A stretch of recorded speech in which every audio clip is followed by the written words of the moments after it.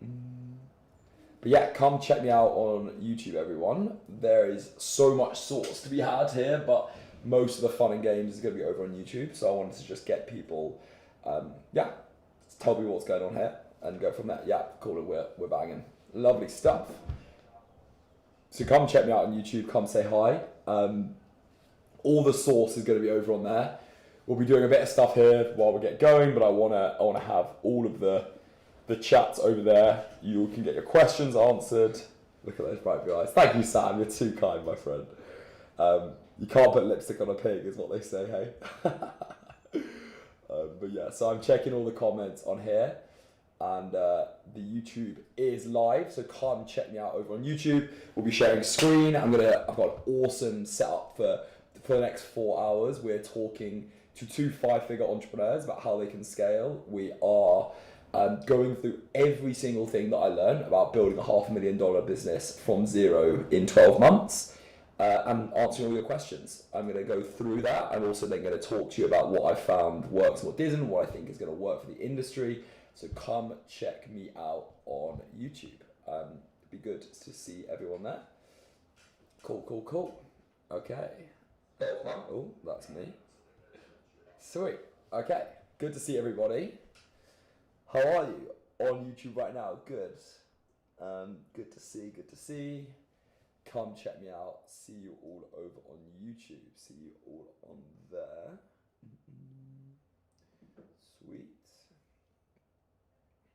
How is everyone's day going on here? What are you guys up to? What are you guys building? Who do we have joining us? Good to see everyone on YouTube. Good to see the numbers coming in. Really cool to see.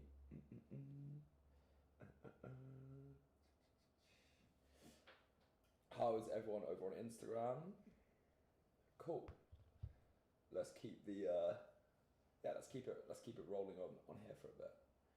Cool. Is the volume good? Anyone who's watching, just come give me a thumbs up. What's the volume like? What's the audio like? What do you want to see from the stream today? What do you want me to speak to you about? What do you want to chat about? We can chill for a few minutes. We're gonna chat shit for a little bit, talk about business, and then in about 10 minutes we get rocking and rolling. If Amanda's just shares my screen, I'm gonna be going over for anyone on YouTube. You'll be able to see what I'm running here on YouTube. This is what I'm going to be talking about, how I built a $553,000 business from zero, so you can copy me. And this is the runtime as well. I'll show you here. If you are on Instagram, this is what it looks like. If you're on YouTube, thanks for joining me. This is the runtime here. So come chill. Come check us out over on YouTube. Awesome to see people. Come, if you're watching YouTube, please give me a comment. Tell me what's going on. Tell me what's new with your life, what you're planning on building, what you're focusing on. Good to see everyone over on Instagram as well. Yeah. What have I been up to this week? I have been working out my life in Cape Town, where I'm going to live, what I'm going to be building as a life here. Thinking a lot about live streams and the future of live streams. Doing a lot of cool one-on-ones. Killing it for the clients. We've been having some crazy results in the last few weeks, which has been so cool. So that's been fun. It's always like nice to have that validation of the product.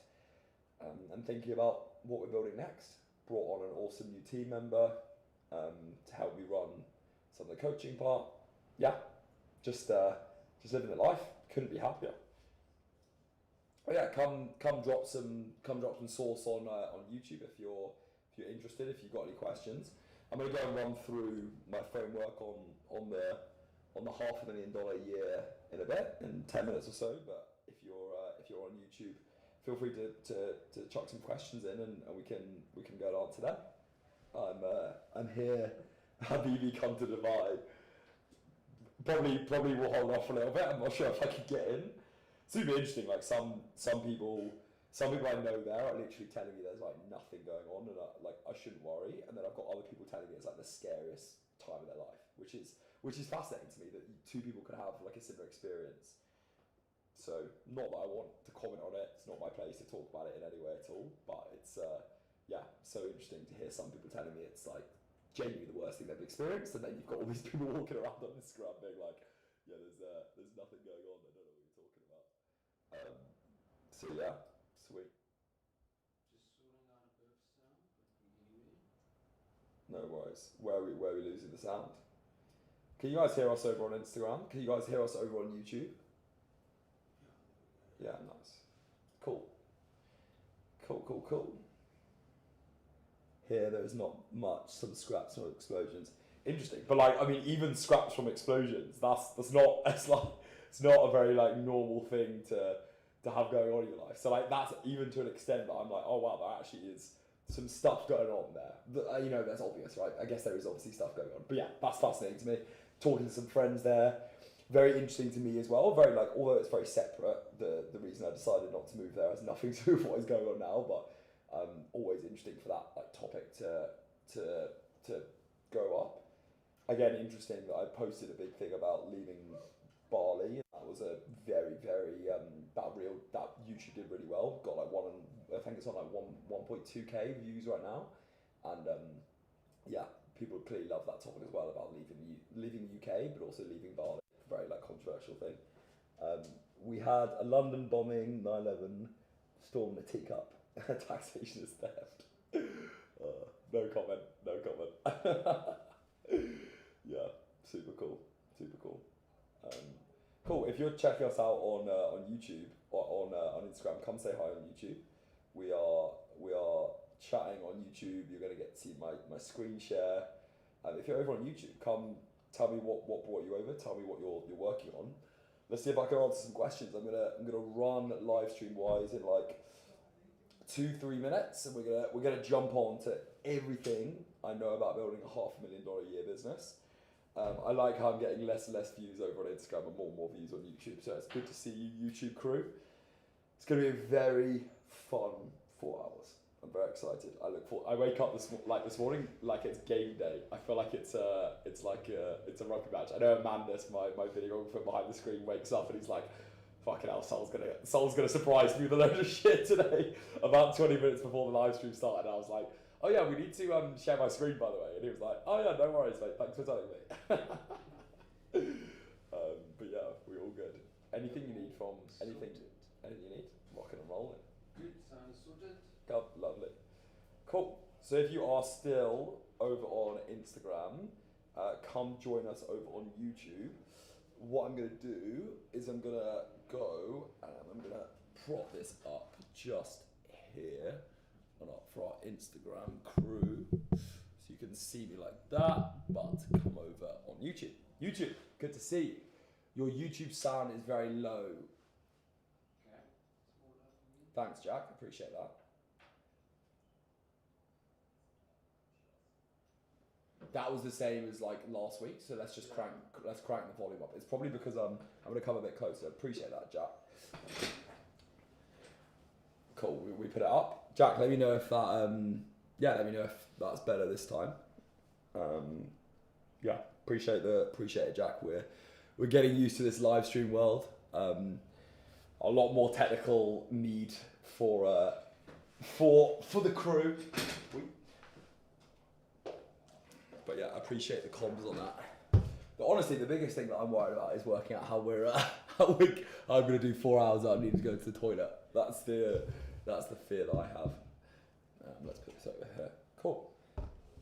Thank you, Jack. I appreciate that a lot, my friend. Yeah, looks like we're good, Amanda. Jack has given us the green light. Awesome stuff. All right. Well, what I'm going to do is I'm going to jam a little bit. Let's get on the screen share and let's talk through a little bit. Cool. I'm gonna just remove this. Wonder how this works. No, that's not what we want. But yeah, I'm gonna walk through this. We're gonna talk through how I built a $500,000 a year business. If you are, I'm gonna just change my name over on YouTube. If you are over on Instagram, come join us on YouTube. Cool, so this is the schedule, guys, for Better Call Saul. We're going to do how I built a $500,000 a year business from zero plus Q&A. What I'm going to do is I'm actually going to go through and I'm going to Q&A every part through this. So please just drop your questions in. And like every 2 and 3 minutes, I'm going to jump into YouTube and go and answer some questions on this topic. My lovely editor, Hugo, please make sure that you get rid of the Q&As. But for now, we'll jump on with YouTube, and then I'll do that. So if you guys have got any questions at all, please make sure that you are doing that. I need to, Amanda, is this going to record my screen at the same time, or do I need to screen record myself? Do you want it on? I need my screen recorded at the same time, and like, should I just? Why don't I just record a screen here? Yeah. No harm in it, eh? Record entire screen. Record. All right. Sweet. That looks like it's rolling. Okay. Cool. If you are over on Instagram, come join me on YouTube. But YouTubers, welcome. It's great to have you on YouTube, the single best platform in the whole entire world. And you're going to watch me film a live YouTube video. But remember, if you are over in YouTube, then you can get me. You can get me to answer any questions you have on any of these topics. And Amanda, we can just flick back and forth from that. But I would say when I'm doing the Q&A, just turn it to my face. When I'm sharing screen, which is going to be every part other than that for the next like 45 minutes, just keep it on the screen and flick back and forth. Okay. Sound good? Cheers, boy. Cool. Okay. You watch me do my hook, which is always fun. So, I built a $553,000 business from zero in 2025, and I wanted to make a video to explain exactly what I learned from doing it and exactly what I'm going to take into 2026. In this video, I'm going to explain to you the start of what the journey was. In this video, and I'm going to break down in this document how my life changed, exactly what I did to change my life. Let's start that again. I built a $553,000 business from zero in 2025. And in this video, I'm going to explain to you exactly what I did. And I'm going to explain exactly what I did to scale so quickly, exactly what I learned, and exactly what I'm taking into 2026 as an online business owner that wants to consistently hit six-figure months. I'm going to break down every lesson for you so that you can understand exactly how to scale a business and so you don't make the same mistakes that I made. This is a video for my future self. This is a video for myself that I'm super excited to take you through everything that changed. I'm so excited to take you through everything that changed in my personal life, what changed with my mindset, and some of the awesome things we got up to in 2026. And some of the awesome things we got up to in 2025. This is going to be one of the most valuable videos that I ever film. I'm looking forward to having it at the end, where I drop some sauce on the 3 most important things that you can do in 2026 to make sure you scale and take advantage of the current market. So what happened in 2025 was my life literally changed. I was this corporate worker just before the start of 2025. And honestly, I absolutely hated my life. I was doing things that I didn't want to do. And therefore I quit. I quit the job, and in October 2023, therefore in October 2024, I decided to hand in my resignation. This is a photo of me just at the end of 2024. This is a photo of me in December 2025, lying on a friend's sofa because I couldn't afford anywhere to go in London. This is a photo of me right at the end of 2024, sleeping on my friend's sofa. That pretty much sums up what I was up to. I was lost, I didn't have any money, and I was sofa surfing around London. This is a photo of me in Prague airport at the end of December when I couldn't even afford the $40 airport hotel on the layover that I was in. This is now me over the last year. I've hosted masterminds around the world. I've been fortunate to have my clients in Portugal. I've spent more time with my family than ever. And I also get to fly business, which I included as a little fun extra. But most importantly of all, I got this message the other day, and I've had so many of these messages recently, which is, you seem extremely happy, man. Genuinely super proud of you. Hope you're taking care of yourself. And that is exactly how I feel. And I want to break down everything that I did to transform my entire life. I think you'll enjoy this if you're someone who wants to know how they can do the same thing to scale your online business from 0 or for 10 or from 20K a month all the way to 6 figures. If you're skeptical about the online space and you're sick of seeing all these Lambo boys and people flexing and just like what is this online space? Or if you genuinely want insights of how to scale at rapid speed, if you want genuinely practical tips and tricks of what I did to scale so quickly. Everyone always asks me, how did you manage to build a business so quickly? And I'll explain them to you in this video. So I want to reflect firstly on 2025. Firstly, I worked out what did I actually want to achieve?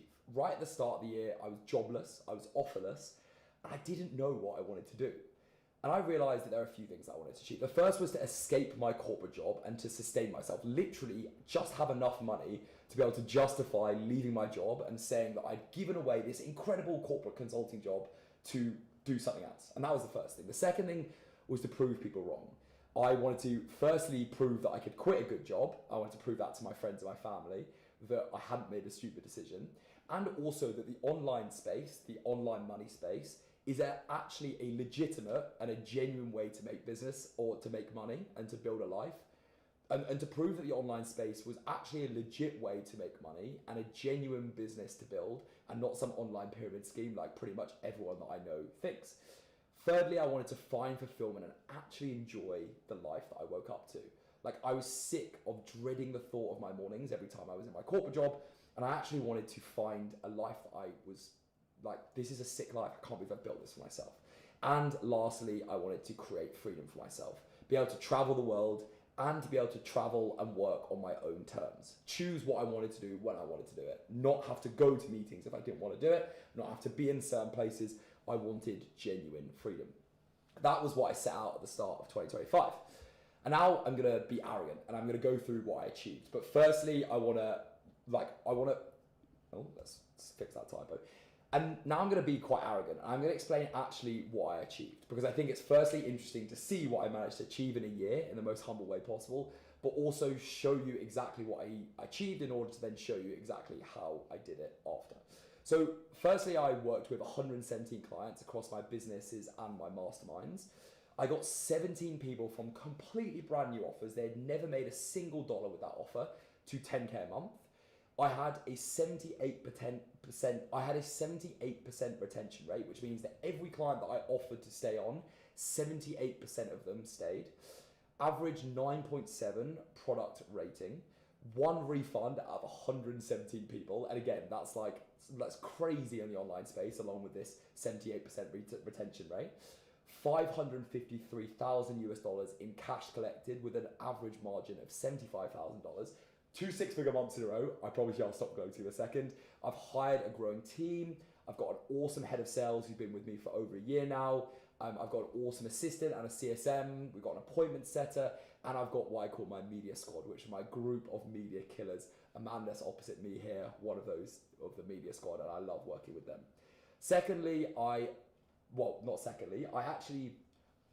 Another thing which I'm so proud of is I actually pay 2 more people more than my strategy consulting salary, as in my strategy consulting salary was $52,000 a year. And so my strategy consulting salary was £52,000 a year. And I actually paid 2 people in my company more than that, which I'm very proud of. And I've worked with some of my closest friends, received 3 "You Changed My Life" text messages, hosted a mastermind with Matt Gray in Bali, built a group of friends as clients, and a community I'm genuinely proud of, where we've had trips all around the world. In Portugal, I've hosted 2 masterminds as well. And this is my favorite little text message, is I actually got a text message from someone saying, I had to blur out some of the detail on this, but someone told their friend that they paid for all of the top info guys in Bali, the top business coaches, and mine was by far the most valuable, which I can't not be a little bit excited by. That is the business achievements. But much more importantly, and why we're doing this in the first place, and I say this to everyone right now, is it's much more important to build a life you're actually excited to wake up for. And firstly, I've never ever felt better in my life. I feel so much motivation and passion. I feel like I've got a mission. I feel alive. Hours fly by. I can't remember the last time that I clock watched.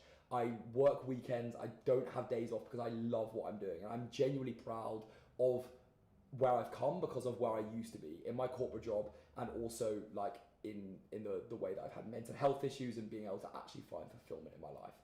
I've been to Bali, Australia, Greece, Portugal, Dubai, Spain, France skiing, Andorra skiing, Switzerland, and the UK, all in the last year.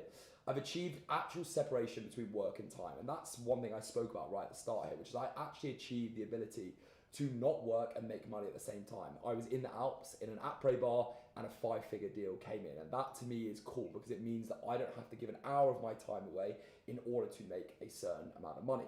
And that is at the end of the day what we're all trying to do in this business world, right? 4 months from October to January where I genuinely lived my best life. I understood this work and time separation. I worked about 2 hours a day, worked on helping my clients, but didn't push the business too far forward. and lived an incredible life, traveling around a van in Australia, skiing. It was incredible. I fly in business class. Again, it's something that I just love because of the fact that my old corporate job, it was about like, I love the idea of being able to fly in business class. And I was like, oh, it's going to be so cool that my company fly me around the world. And now I'm very happy that I get to afford it myself. I never have to look at a bill, which is again something that I dreamt of at the start of 2025. But much more importantly, I got to take my mum on her absolutely dream holiday to Porto. I've met some of the most kind and ambitious people in the world, friends and homes to visit around the world. I've got told by someone that I just never stop smiling, which is probably the greatest compliment someone could give me, because if they had met me in my corporate job, they would have definitely gone, this guy absolutely looks miserable. I held a birthday for myself in October for 30 people. My friends helped me put it on, and although you can't see quite 30 people in here, it was so cool to be on the other side of the world and all these people to want to turn up. I cured my feeling that I wasn't doing enough, and I have genuine emotional stability. I call this the crash my car example, because I honestly believe that I could crash a car right now and I would pretty much not care. And that's like the emotional stability that I wouldn't have. Don't know if you could relate to this, but I had so much like up and down emotions in my past. And now, because of growing this business, I've been able to emotionally regulate myself. And genuinely, if I crashed a car, I think I just get out, go, hope everyone's all right, and move on with my life without really caring that much about it. And that's a pretty cool thing to have. But actually, I think the most important part, before I actually get on to the useful parts for you of this video, is I realised what was important in life. I cancelled a move to Dubai, which I was set on doing. I had all the paperwork, I had everything sorted, and I'm checking out Cape Town as a place to live. And that's because I realised that I wanted three things in my life. I wanted to build an incredible community full of people I genuinely loved and who I believed had the right intentions in their life. I want to build a beautiful and lovely family, and I want to make as much impact in the world as possible. And part of not moving to Dubai was thinking that those three things are not best served while being in Dubai. I know it's a business hit, not necessarily being in one of the greatest places to build a business in the world, but I believe those are the three things. And that's probably one of the greatest realizations I've had at the end of this year, is realizing what is actually important. Okay, so that is the achievements. I appreciate you listening to genuinely me just bragging for a little bit, but what I want to actually go in on now is to explain to you what I actually did to scale so quickly and exactly what I learned. So firstly, I realized that a business is, and I'll actually take you through life and attitude, and then we'll go a bit more into the business stuff. But firstly, the most important part of running this business is the change in my life and my attitude and my mindset that I've had. And the first is that a business is literally only as good as the person that's running it. Personal flaws will translate to business flaws. So for example, my ability to collect data and my ability to look at finer details is one of the worst things in the entire world. I hate details. So guess what happens? I have had to work on my business's details and its data a lot. I was kind of vibe scaling at the start, and that's because my personal flaws translated into my business. And I learned that, and one of the things that has helped me a lot is being able to basically use my ability to talk in camera, which has helped me scale. But then the failing is that the personal flaws will translate into business flaws. One of the things that I think helped a lot was chapters. And I worked so incredibly hard from January 2025 all the way to June, July 2025. And I worked out what chapter I was in, and I was in the building chapter. And I realized that in order to scale this business, it was just me. I was wearing the hat of the content creator, the closer, the setter, the coach, the admin person, the legal person, the finance person. And all of those things I had no choice but to basically do myself. And that meant that I had to work incredibly hard. And the sacrifice that I had to give of leaving my friends in London, going to a cheaper place in Bali, of saying no to plans, not really drinking any alcohol, all of those things. And I realized that the sacrifice was worth it, but I knew that I had to sacrifice. And that was because I worked out what chapter I was in my life. The third is resilience to failure and setbacks. One of the things that I think I've been able to do is understand that there are always things that are going to go wrong. And it's actually a pleasure and a privilege to have the size problems that I have. My Instagram account got suspended and then deleted pretty much for the last 4 months. And I'm speaking in March right now. So we've only just really got it back. And I've pretty much wasted multiple 5 figures on ideas that just didn't work. And one of the things that I think has helped me scale so quickly is just not caring. I don't care if I make a sale, if we bring in a massive 5-figure deal, Or I don't care if we lose a 5-figure deal, or if my Instagram account gets deleted, or I realize I've wasted 5 figures on something. And that is something which is not because like I have money in the bank account, it's because I've controlled my mental resilience to just accept that it's a privilege to have the size problems that I do have. And one of the things that has helped me with this is, I don't know if you've ever seen that Tom Hanks interview where he talks about the thing which is this too shall pass. And I believe that is so true. When the times are good, when I was doing the 6-figure months, I was like, this is cool, but next job.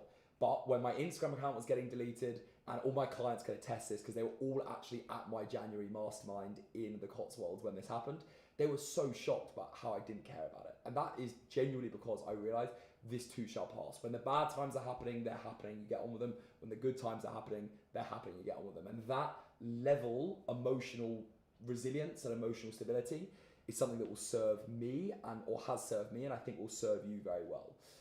One of the things that I realized is the worst thing that can happen is most people's reality. Maybe that's quite an aggressive statement, but honestly, it made me feel so good because I realized that the worst outcome that I had was basically just going and working a corporate job again. And that is most people's reality. And I don't disrespect people who are doing corporate job, but I absolutely hated it. And I realized that my worst outcome of investing money into mentors, of taking risks, of spending money, was going back and doing what most people are already doing, or going back and doing what I did in the first place. And that was something that it's actually really useful to know, because you take the risks, you invest in the person, you spend more money on ads, because you realize, what are you actually risking in the first place? Another thing that helped a lot is that I assumed full responsibility and accountability for everything. So I've had various team members come through the business, and I always, when things go wrong, firstly think, how can I have done something better? Because at the end of the day, you have responsibility. Like in a corporate job, something goes wrong, you're like, oh, someone else is going to go and sort it out. When you're working for someone, that happens. But when you're working for yourself and you are your CEO and your founder, it is literally on you to sort the problem out. And I realized that one of the reasons that we've been able to build a team so quickly is because I am able to take responsibility for things. And I think I like to say that I'm a fairly good boss in terms of that, and that I'm accepting of people's mistakes and I try and get to the bottom of it. And that's one of the things that you will need when you scale quickly, is to accept responsibility. One of the things that, the next thing is life focus. So I pay for productivity, and my clients also find this so funny, and anyone who spends time around me thinks that I'm the laziest person in the world. And it's because I realize that my time is best spent delivering videos like this, making big calls for clients when they need it, not spending time on cleaning, on cooking, and on transport. It helped a lot, and one of the best decisions I did make was moving to Bali, because it allowed me to get a massive, massive runway for my business, and it meant that I could relax and also pay for things like my cleaning, like my cooking, so that every ounce of my energy was spent on my videos or on my business. Another thing that I think helped a lot is that I designed a business that worked for me, and I recommend designing a business that worked for you. I have empty calendar in the morning, I only have calls a few days a week, and I make content that I enjoy. Everything that I do in my business, I look forward to. And if I don't look forward to it, I know I have to change it, because you will burn out if you don't look forward to the things you're doing. I also have a few systems that have worked for me incredibly well. I'm not overly focused on systems, but I have two things, which is my to-do list, which I basically have as my central guide of everything that I do. Tick, tick, tick, and I open it up in the morning, and that's all I think about. It's my central library, and if any of my team want to get in contact with me, they know that they have to put it in my to-do list. And the second is my media hub, which is all of the things that I'm posting over the next few months in a calendar format in Notion. And both of those two have kept a really, really good hold on my business and my growth and my system, because everything is systemized. The lastly that I think helped me so much with scaling to that $500,000 is genuine conviction and belief in myself. One of my favorite things that I did was about 3 months into my starting my offer, so like March 2025, I hosted a mastermind in Bali. And you're probably thinking, you hosted a mastermind 3 months into having your own offer. Like, what, the most arrogant thing ever.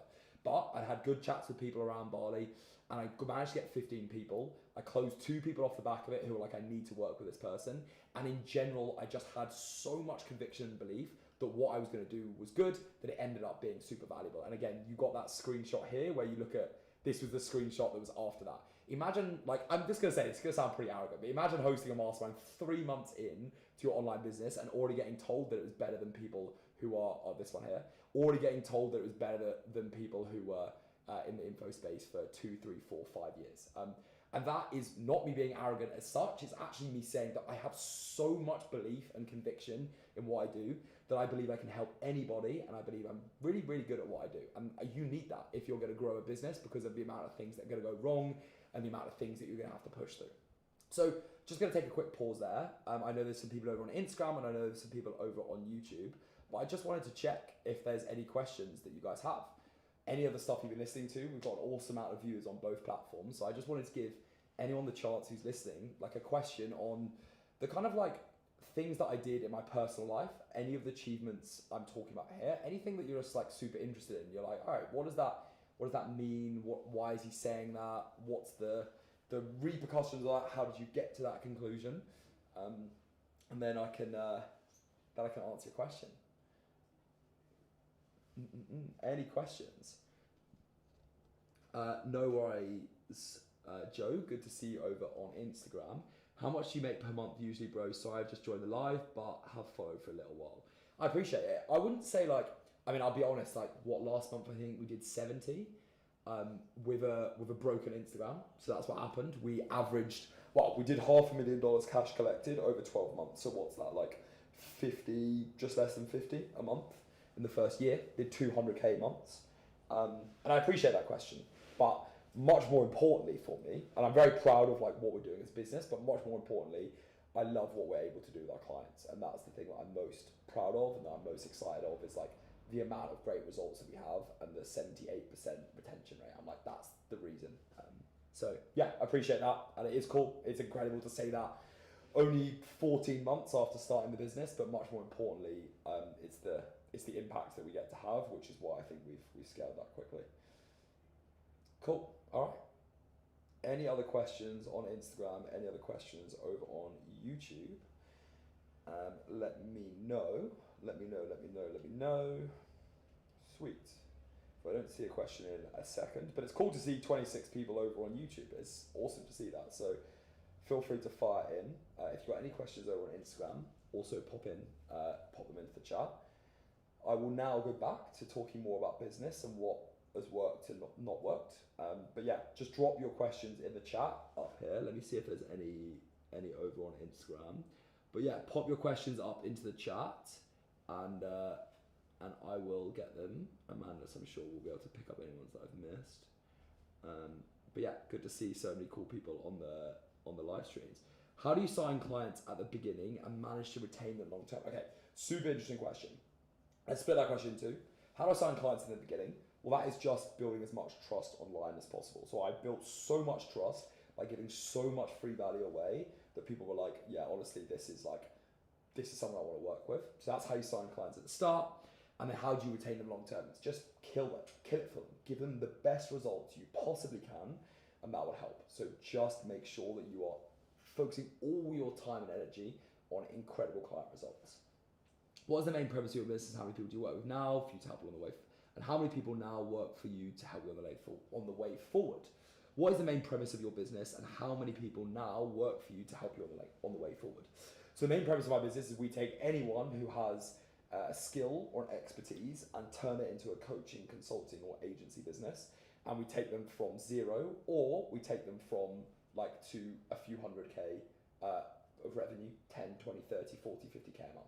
So that's exactly what I do. And how many people do I have along the way? I lose track. I think we've got 5 full-time employees right now and about a team of 15. So that's pretty much how we operate. And yeah, loving every minute of it. Cool.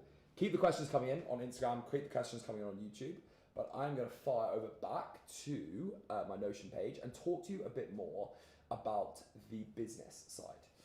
So one of the reasons that I think, so I'm now going to go through so they were the life reasons, but so they were the life reasons, and trust me, you might think that all the motivation stuff is just airy-fairy stuff, but that stuff is so important, because if you don't get your habits right, your business is only as good as the person running it. But let me give you some source on the actual business things that we managed to do in order to scale. So the first thing is product first, every single time. Remember this phrase: sales pay for dinner, results pay for retirement.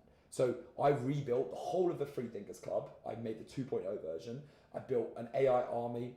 We got roadmaps in, we got onboarding flows, less modules, quick sound bites.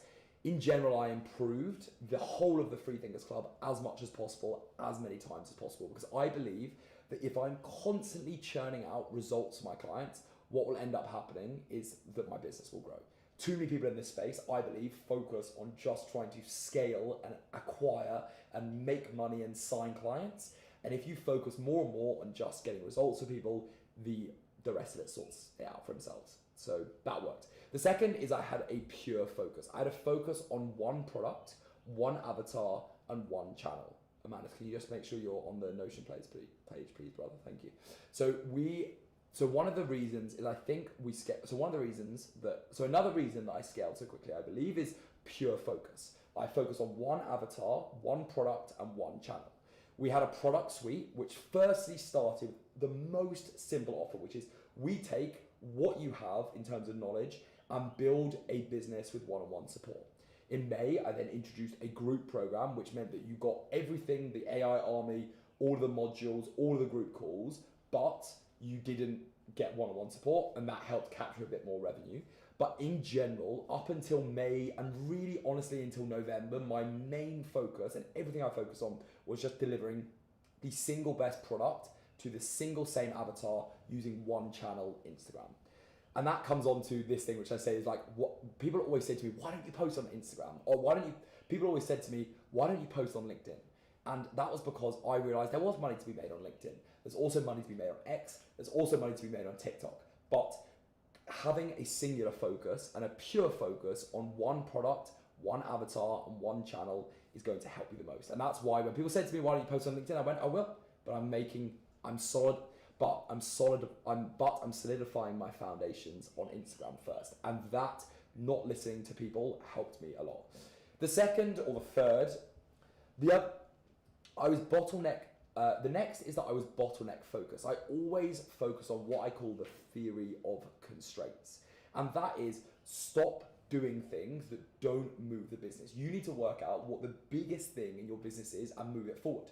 And for anyone who's starting a business, it is almost definitely just getting more people to know who you are. So I stopped working on my product because my clients were all happy. I had not a single client who wasn't getting results and wasn't happy. So I was like, well, why would I work on my product? Instead, the bottleneck of my business is acquiring more clients. Now we have that sorted, I can go back to my product, and that is how you operate the business. And focusing on the theory of constraints and waking up every single morning with a pure focus on what is my bottleneck has helped me scale very quickly as well. Another thing is that I just didn't overcomplicate things. I actually copied people who had done it already, and so many people are like, oh, copying is so bad, and you kind of get taught that in school. But in general, I feel that people just overcomplicate this whole business growth. Look at what people have done in front of you, have a singular focus, and just copy the path there. There are multi-million pound dollar worth people who have literally just copied their way to success. A great example is social media content. People try and reinvent the wheel, and some of my best performing reels that have converted the most have just been me copying content. My single best performing reel, which has literally directly made me $227,000 was me taking every single person who quit their job and like posted a video about it, combining those videos together, learning from the best parts of it, and then adding that together as a video. And then adding that together as a video.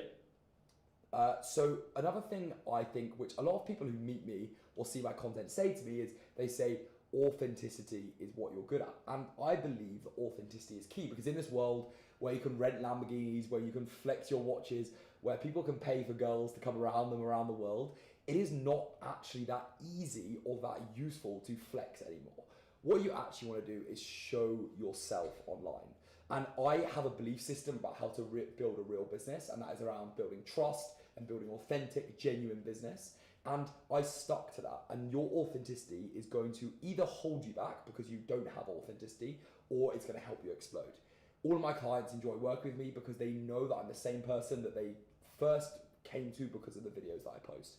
So authenticity has really helped me, and being myself and not being apologetic about it has really, really served me well.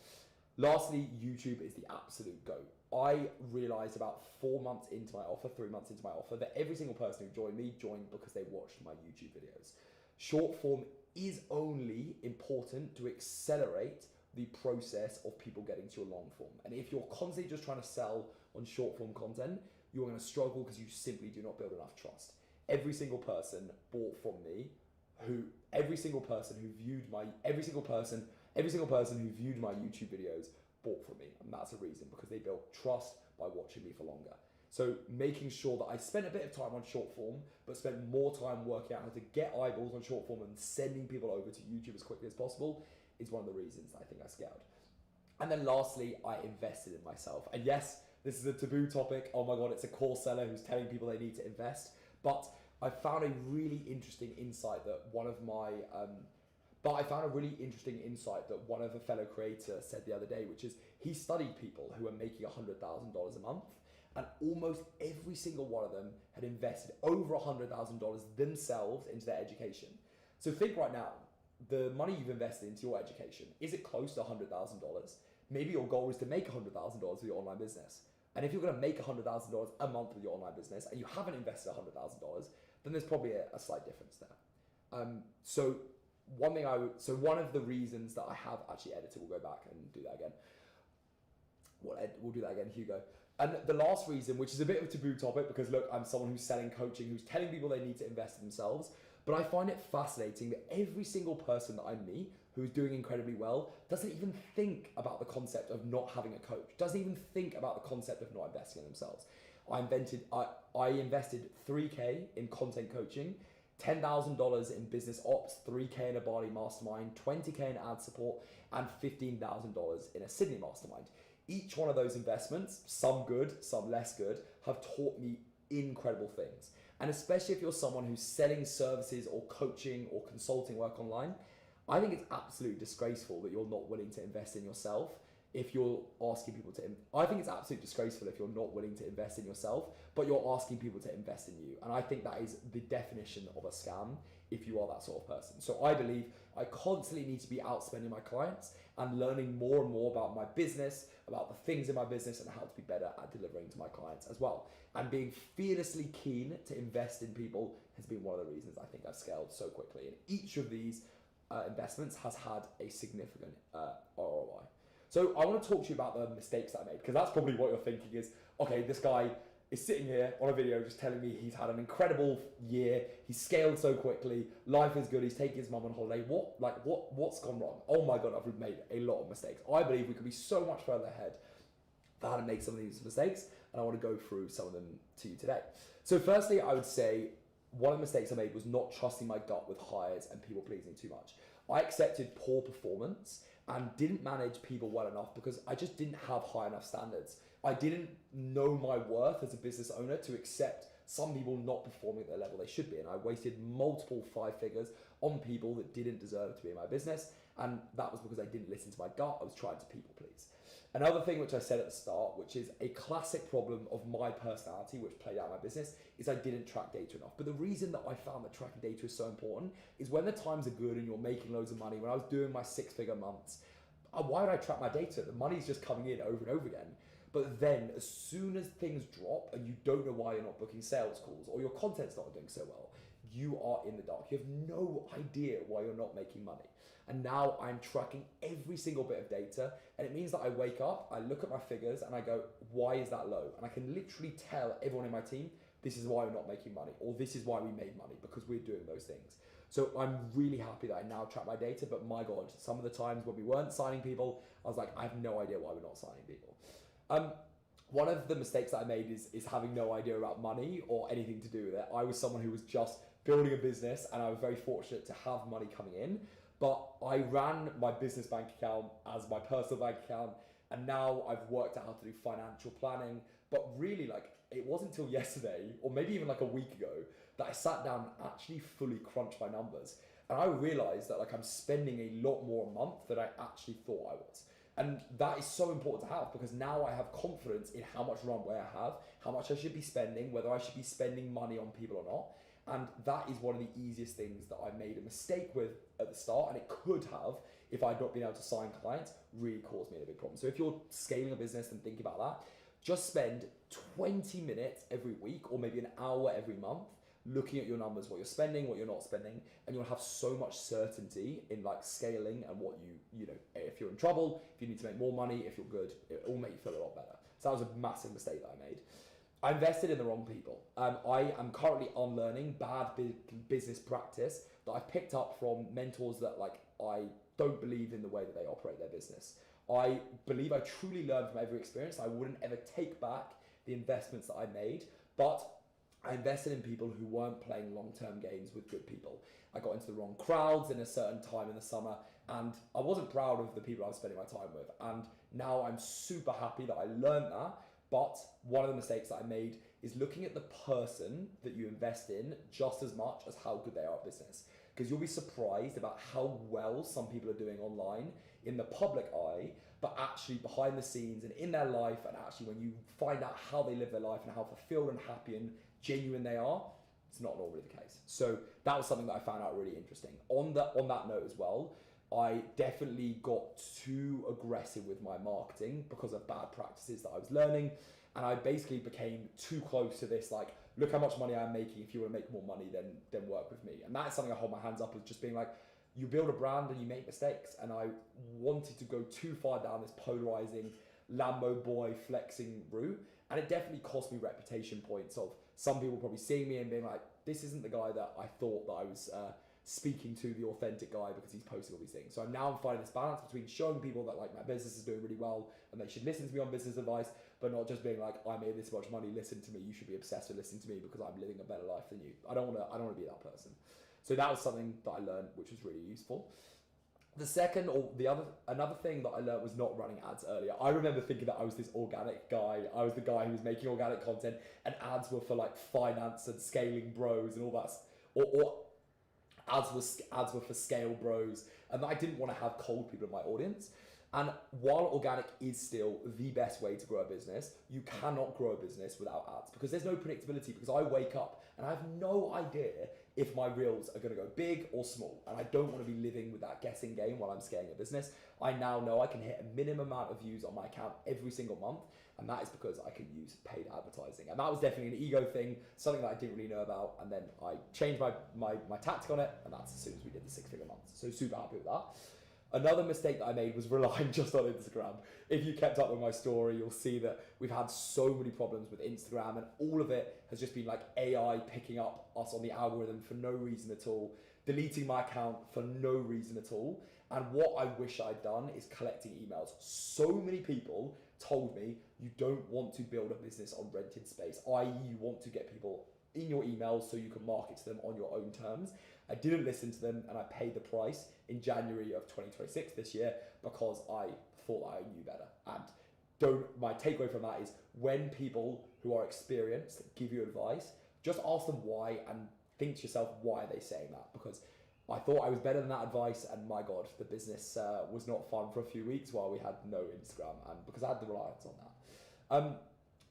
Another thing that I learned was not just paying or I wish I paid the best people and trying to save costs. A great example of this is like, I was building these AI chatbots, my first iteration of the AI army, and I got them to be built by a VA who had no AI experience at all. It took me 8 months to build these chatbots, and then we've just binned them recently. I paid someone $3K to do them, and they are incredible. And all of a sudden, it took me 3 days to do what was 8 months work, all because I tried to save some time and effort.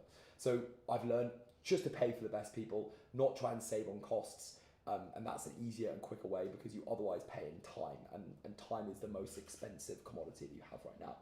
And then lastly is thinking too small. I'm so excited to talk to you about this, because my biggest problem was thinking too small. And this came out of an experience that I had at the end of 2025. This was my pivotal moment of 2025. Because I want to give you the backstory first, that I felt like I achieved all of my goals and more in about October and November. We'd done multiple 6-figure months. And at the end of the day, what I said at the start was the aim of what I wanted to do was to be able to escape my corporate job and prove everyone wrong. That was all I wanted to do. I just wanted to be able to say to my friends and my parents, this online business thing works. I've got loads of money now and life's good. And honestly, that was so selfish of me to think, in a way. But I guess I was in that position where so many people had doubted me that I was like, okay, I'm going to prove all these people wrong. Once I'd done that and I had savings, I knew I didn't have to work for a few years, I then felt too comfortable, and I didn't have what had driven me for the 11 months before. And then I had 2 life-changing experiences. The first was that I closed the business over Christmas in 2025, And I took a week-long road trip, a solo around Australia to reflect on the past year. I journaled, I ran loads, I thought about what I'd achieved in the year, but it helped me reset and work out exactly what I wanted in my life. And I was sitting, having a coffee in Byron Bay, Australia, and I spoke to the barista. I then looked at this beautiful beach, and I was like, I can't move to Dubai. It just hit me that I can't move to Dubai. And that's one pivotal thing that happened, is that I spent so much time with myself and so much time with my own thoughts for a week, literally off grid, that I realized what I actually wanted. So that was the first thing. And the second thing is I went to this mastermind in Sydney. That was the one that cost me 15,000 US dollars.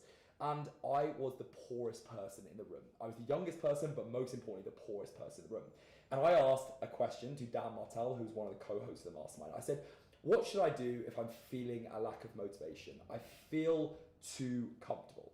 And he pretty much laughed at me. He literally laughed at me. This guy, bearing in mind, is worth $100 million plus. And he laughed at me and he went, what do you mean? And I realized how ridiculous that was as a question, because what I realized is that I was thinking way too small. Alongside working out on this trip, that I cared about family, about connection, about community, I realized that I needed to think miles bigger than I was already thinking, because I'd sorted my own situation out. I'm going to be fine financially for a few years. The whole point of me sitting and delivering this video is because I want to build something absolutely incredible. And I realized while Dan Martell scoffed at me, and also while I was touring around the beautiful beaches in the east coast of Australia, that I needed to think much bigger. And that is how I move into 2026. So I want to talk to you about my 2026 plan. Okay, live streamers, let me pause there for a second. I'm going to go and actually answer some questions. We are doing very nicely views-wise, which is cool. It's cool to see so many awesome people on here. But what I would say is it'd be awesome to just have a few questions. So fire on. What are you guys thinking? Let me just do a bit of a scroll up. Okay, who has most recently joined? But yeah, guys, I want to just take a little pause to basically answer any questions that people have. What do you spend most of the time on when you're beginning your business? Okay, what do I spend most of the time on when I'm beginning my business? Making content.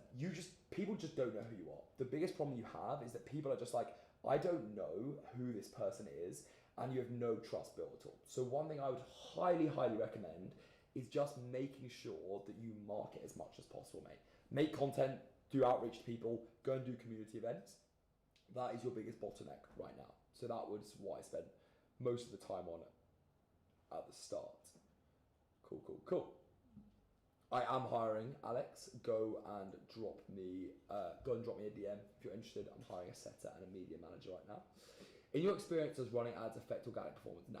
Like, it just wouldn't make. I know a lot of people say this. I think there's two issues with this. Like, the first is, if it does affect organic performance, then it's annoying, but you can't not run ads. So a lot of people will try and tell you that, but it's like, even if it does, you can't not run ads. You need a predictable way of acquiring clients, and that is how you run ads. So the first thing is I wouldn't even think about it. The second thing is, like, logically, why would it make any sense for social medias to affect you posting organic content if the way they make money is by you spending money on ads? So I would say, like, it wouldn't make any sense for Instagram to actually, like, implement that feature. And I also saw Adam Mosseri, I think that's how you say his name, on Instagram the other day saying, yeah, this is like, we don't do that. We don't nuke people if they're running ads. Did you ever experience imposter syndrome? If so, how do you navigate that? I absolutely did. Like, oh my God, my imposter. Oh, also, lovely to hear from you. I definitely did experience a lot of imposter syndrome, but for me, it's about only helping people with the things that I know about. So, for example, like, if someone asked me about ads 6 months ago, my God, I would have been like, I have absolutely no idea how to run good ads. I have no idea how to run good ads. But if someone asked me how to make good organic content, well, I'd say, well, I don't know how to make you go viral because I've not got that many followers, but what I do know is how to convert your followers into money. So what I'm trying to say is I recommend just making sure that you talk about the things that you know about and being very experienced in that. The way to get better and better at making good organic content, or the way to get better and better at, like, the things that you know, is just by doing free ways to help people out. So I ran all of these roadmap sessions me doing masterminds, all of these things that basically help me become incredibly confident at the things I was talking about. I think that makes sense. Bit of a ramble, but I think that makes sense. So yeah, just do more of the things you love doing and you become really good at them. I used to shit myself before masterminds, and now when I do masterminds, I'm like, great, let's do this. And that's only because I've just done loads of them. Are you driven now, and what has changed your mindset? So this is like exactly what I'm going to go on to now. If you're on Instagram, then you can't see that I'm like sharing a screen here. But yeah, Instagram is like, Instagram. My mindset is now so much better because of the next stage. I pretty much had to re-identify myself as the 9-to-5er who had escaped, and now I'm not the 9-to-5er who escaped. I'm the person who's building a massive online business empire. That's the difference, and that is where my motivation comes now, is like impact. I want to have as much impact in the world. I don't really associate with Sol, who works at a 9-to-5 anymore. I only associate with Sol, who's building this massive online business and having as much impact as possible in the world. So that's kind of how I chose my plans. Cool. All right, let's go back onto some YouTube, Amandus. But yeah, thanks for the questions on Instagram. Really appreciate it. And if you guys have got anything on YouTube, let me know. Cool. All right. So now I want to take you through my 2026 plan, because I have a few things in life and in business, and then I also want to speak to you about exactly what I predict for 2026, what I promised you at the start. That is some gold stuff. But firstly, let me tell you about my life plan, which is I want to focus on finding a place where community exists. The reason I left Bali, the reason I didn't move to Dubai, is because my theory is that they're not the places to build homes, long-term homes. If you're someone like myself who's making money online and traveling the world, you want to find someone with community, and hence why I'm looking at a bit of Cape Town. I might look at Europe. I'm working out where the place I actually want to spend my time is. Secondly, my 2026 plan in my life is live where you can live your best life, not where you pay the lowest tax. Again, on this note, Dubai was something that was really like attractive to me, but I realized it's because I just wanted to pay the lowest amount of tax, and I realized the whole reason that I got into this whole space was freedom, to be able to work when I want and wherever I want. And if I'm literally having to live somewhere because I want to pay the lowest amount of tax, then that doesn't really align with that mission of having freedom. So yes, I'm very thankful that I managed to pay lower tax rates because of being in Dubai and being registered in Dubai for the first year of my business. But now I've realized that that's not a priority for me. The priority for me is connection, family, community, and having impact. And the tax part is the part that comes second. And then the last part is, the second part there is the family and the friends, because like that is such a priority for me now.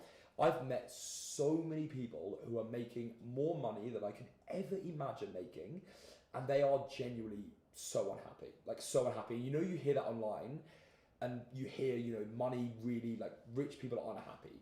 While that is genuinely a thing that keeps people from trying to make money, and I don't disagree that I think money definitely makes you happy, there's a lot of people who have put money over everything else. And I realized finding a partner, building an incredible family, having a great community of friends is the priority, and it's the thing that's going to make me rich when I'm older, as in wealthy because of the life that I live. And I want to prioritize that over a really, really big bank account. And then the last thing is, in my life as well, learning how to look after money, because I also think you can make your money work for you, and instead of having to grind 24/7, if you're sensible with your investments and you're sensible with where you put your money, you actually don't have to work quite as hard as people who are like 24/7 grinding. So that is something I want to make sure in 2026 that I actually learn how to look after my money.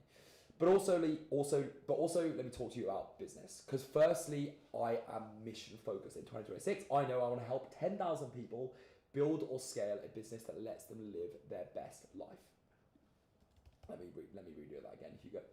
And in business, let's talk about business. The first thing is I'm so mission focused after that discovery at the end of 2025. I know that the thing that's going to make me excited to wake up every day I know that the thing that's going to give me purpose and give me my mission is to help 10,000 people build and scale a business that lets them live their best life. That is something that I know now, being a few months into the year, is something that gives me energy. It's something that I love, the idea of helping so many people text me and saying that I changed their life and that their business wouldn't be where it is without me. And the other thing that I want to focus on in my business is to think bigger. I want to build an actual company, hence why I built a media squad, hence why I'm employing more people, I'm spending more money. My monthly costs are like $20,000 to $30,000 before I even make any money in the first place. I want to build an actual company, and I need to stop being scared and listening to all these no sales call, like small businesses bros, because I want to build a absolute empire for one reason, and that is to have as much impact on the world as humanly possible. That is the thing that gives me energy. That's the thing that gives me a mission. And in order to do that, I need people alongside me. So this build a small team, live a small life, go and chill is not what I want. I want to have incredible impact in the world, and I want to not be scared to say that directly to a camera right now. The third is I want to make $2 million of revenue in 2026. I put out a full plan of how we're going to do that. That is my goal. I'm just putting that in a video because I want to come back in 2027 and say we smashed that out of the park. I want to go absolutely pro with content because I realized that, as I said earlier in the video, my main bottleneck in my business is to basically get seen. I'm not seen and known enough in order to have the impact that I want.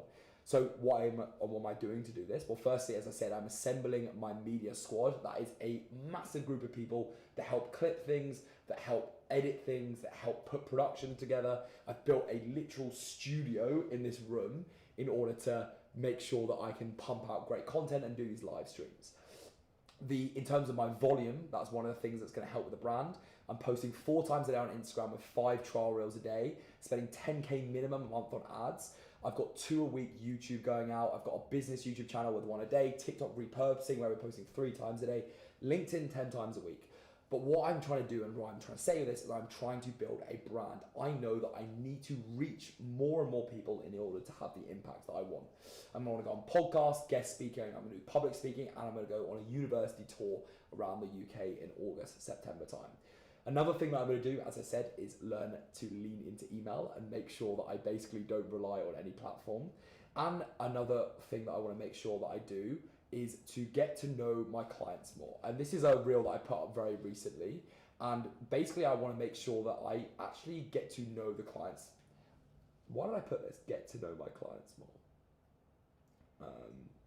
What were the closed ones? Let's just get rid of that one. I actually have no idea because I do work with my clients. Anyway, who knows why I put that one. Okay.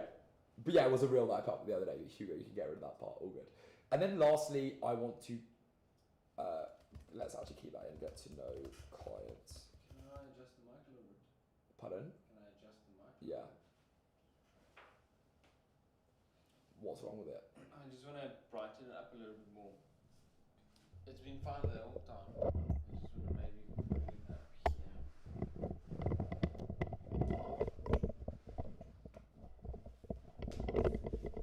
How are we, team? Feel free to... There we go. Yeah, do you have a mic connected on YouTube? We do have a mic connected on YouTube.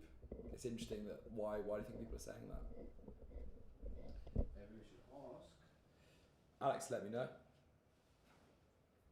Give me a testing 1, 2. Testing 1, 2, 3. Yeah, we good. Sure. Can you hear my tap? I can hear it. Lovely. Bursting your eardrums. Cool. All right, sweet. We'll keep rolling.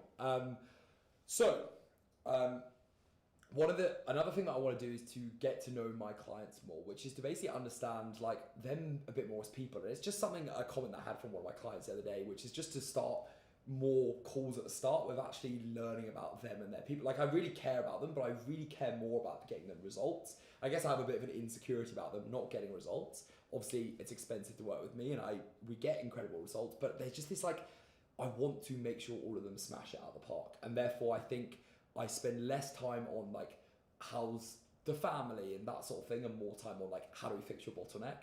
And that's just something that I've noticed in myself is like, I want to make sure that I get to know them more. I think I'm not bad at it, but I think I could improve it. If any of my clients are listening, then please let me know.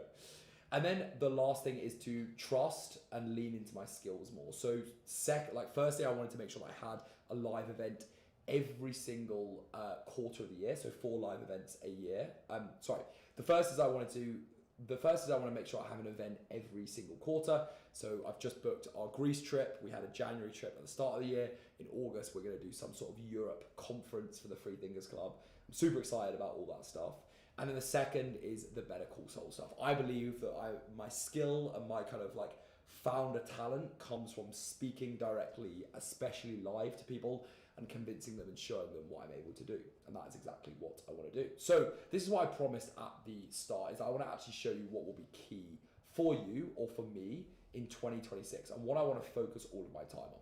And the first is trust, because AI, rent-a-car Lambo boys, and actual scams are now well known. This online space is well known to a lot of people, and trust is low. So I'm focusing all my time on this. That's why I'm focusing on live streams, on YouTube videos, on raw organic content, and everything that I can use in order to make people feel like they can trust me. I want to give so much time for people to spend with me that there is a no-brainer that they believe that I can do what I say I can, and also that they feel like I'm someone they can trust. So I believe that if you're trying to scale an online business, the thing you want to focus on is how much watch time or how much time can you get people to spend with you. That obviously pivots you away from stuff like short form and onto things like live streams and YouTube videos instead. I'm going to be doing this live stream every single Wednesday in order to make sure that I build as much trust. The community aspect is, I believe that community is so important for similar reasons with the AI, especially similar to like all these gurus and rent-a-boy Lambo boys in Dubai. They can't build real community. They can be really good at like acquiring customers and bro marketing, but they're really bad at building a genuinely good product and a good community. People want to have more and more connection these days. So many people are working online. Obviously, all online business owners are pretty much remote as well. So my focus is on person, and I believe on in-person stuff for you as well. So if you can make a community as well as an in-person way for people to interact, that is where the real game changes are made. Thirdly, pay for implementation. AI support means that you can pretty much have like answers in your pocket for whenever you want. And that's why there's two ways to use AI.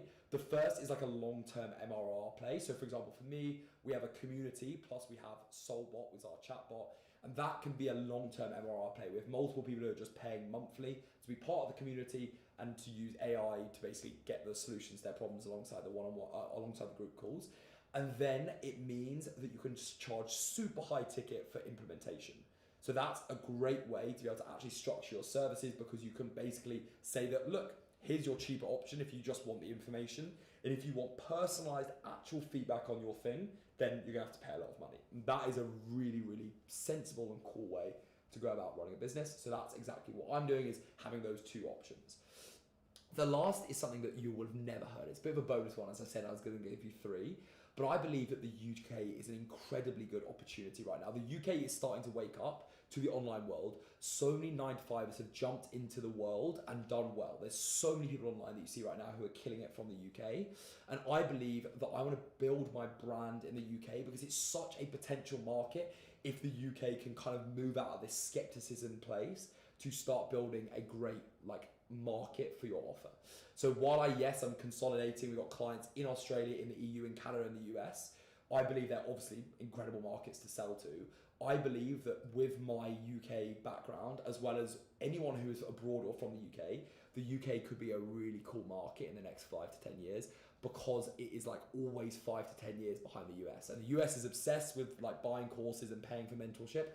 I think the UK is not too far behind. And that is my overall take of how we made $553,000 in 2025. This is going to be recommended to you by the YouTube algorithm as another way to learn more about what I talk about and how I help people scale their online businesses. So if you want to check out this video, and if not, I'll see you in the next one. Please give me a subscribe as well. Actually, if you go get rid of the please give me a subscribe part. It sounded good before that. Sweet. Okay, cool. That was fun. That was a good YouTube video. Sweet, good stuff. Okay, cool. All right, what I'm going to ask everyone to do, I know there's 4 people watching on here on my Instagram and quite a few people watching on my YouTube. I am desperate for the toilet, and I need to go now. So what I want you to do is I'd love you to put in to the chat some questions, and I'm going to come back, I'm going to fire you all some questions. I will see you in 1 second, and what we'll do is we'll just go to the screen of my Notion, if that's okay. Cool. All right, see you.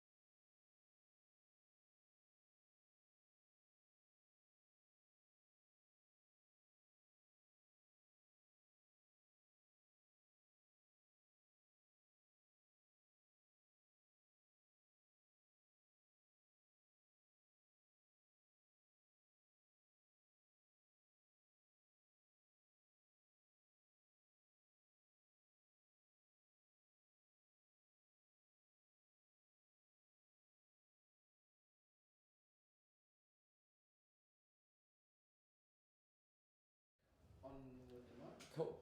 All right. But yeah, feel free to fire some questions in, guys. We've got a few. Hey, Leo, what's going on, my friend? Let me give it a scroll and just go and look at some questions.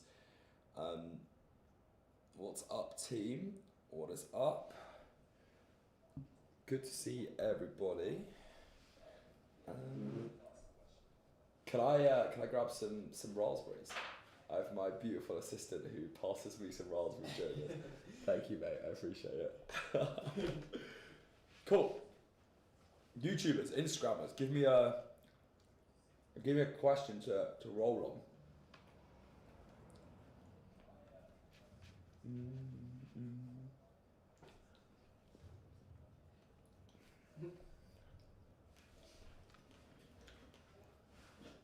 Nothing to roll with right now. Well, in half an hour we've got Alex Ben Shaw, who's joining us, who's a good friend of mine from Bali, and we're just going to chat online business, the world of online business. We're just going to chat about what we find the most useful, why we moved into the space, what we're growing, what we're basically everything that we can about two random UK guys going into the online world. So feel free to ask us some questions in that as well.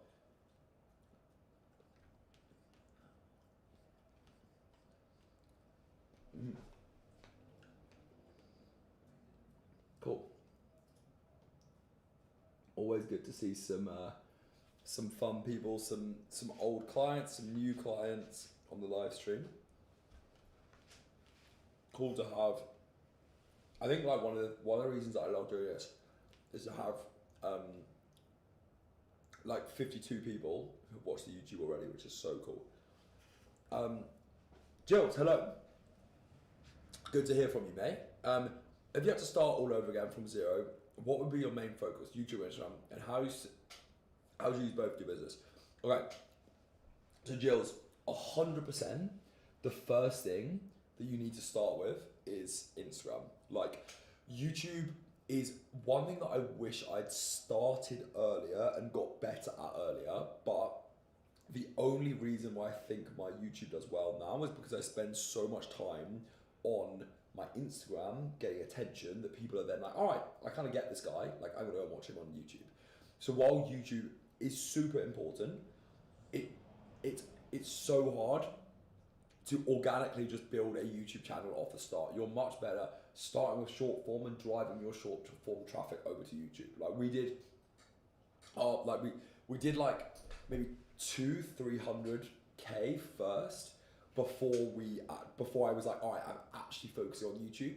Before that, I just focused on making like 4 or 5 really good YouTube videos and then creating like demand for that using Instagram. So I would go firstly Instagram focus.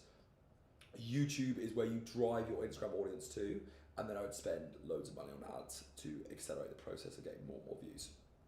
I hope that makes sense. That is the way I would run it, my friend. YouTube, the greatest thing in the world, but it does take time. It does take time to build. Even now when I'm like focusing on it, it's like, it's hard to get views, and views are worth so much on YouTube, but it's very hard to get views. You're much better off spending your time getting short form viewers to start with. And like, YouTube editing costs are really high. Yeah. Or you post a YouTube a day every single day for like a month. That could also work. Cool. Let me know if that answers your question, my friend. Yeah, could you just pass me that speaker? Is that alright? Because I'm just going to sip that water and I need to make sure I don't. Thank you. This is what? The man himself. Cool, thank you, buddy. I appreciate it. I probably could have just done that myself, to be honest, but yeah. We all good? Yeah, all good. Just check.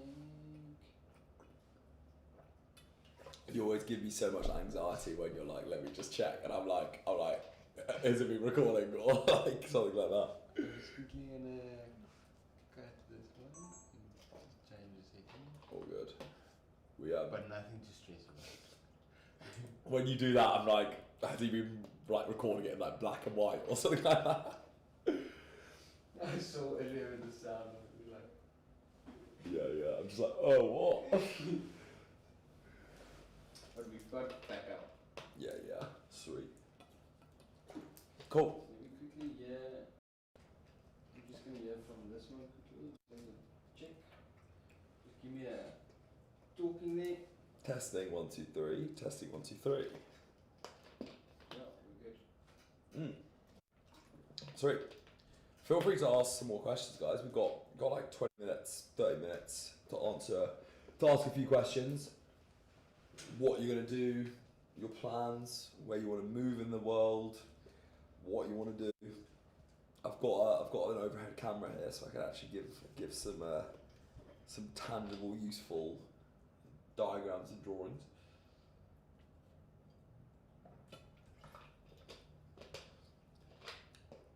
I've actually got a braai this evening from someone's braaiing me this evening. That's for those of you who don't know, Amanus has made sure that I'm braaiing as much as possible. Braaiing is a South African term for barbecue, but that word is banned barbecue in this world.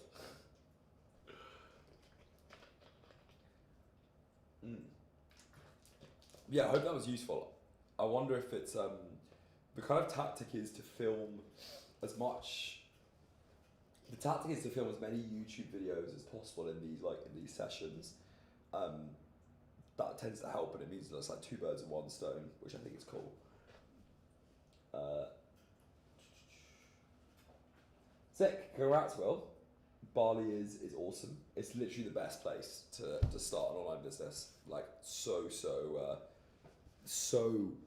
good to start there because of multiple reasons. Like runway, the first time that you meet like a community full of people where you're like, oh, this is so cool because so many people are actually building businesses, whereas it's so lonely doing it while you're in the UK or doing it somewhere else. Even in like bigger countries like the US, I know a lot of them. I know people just flock to these places, so that's really cool. Yeah. But you may have seen my YouTube video, which is like, there's pros and cons to it. There's definitely pros and cons to Bali. When you hit a certain stage, I think you want to leave and go to the next level, but while you're there, it's really good. Yash, hey Yash, what's your perspective on launching a do-it-yourself, done with you versus done for you offer? What are the pros and cons of each? It's actually a really good question. I'm actually going to draw this out for you, mate, because I've wanted to use my pens for a little bit. I wanted to use my pens for a little bit, so why don't have I caught you off guard by telling you I'm going to use the overhead camera? Let's actually talk about this. So we've got. Let's talk about done for you. Perfect. We on? Just need to go a little wider. Yeah, we good. Cool. Let's talk about these. So, pros,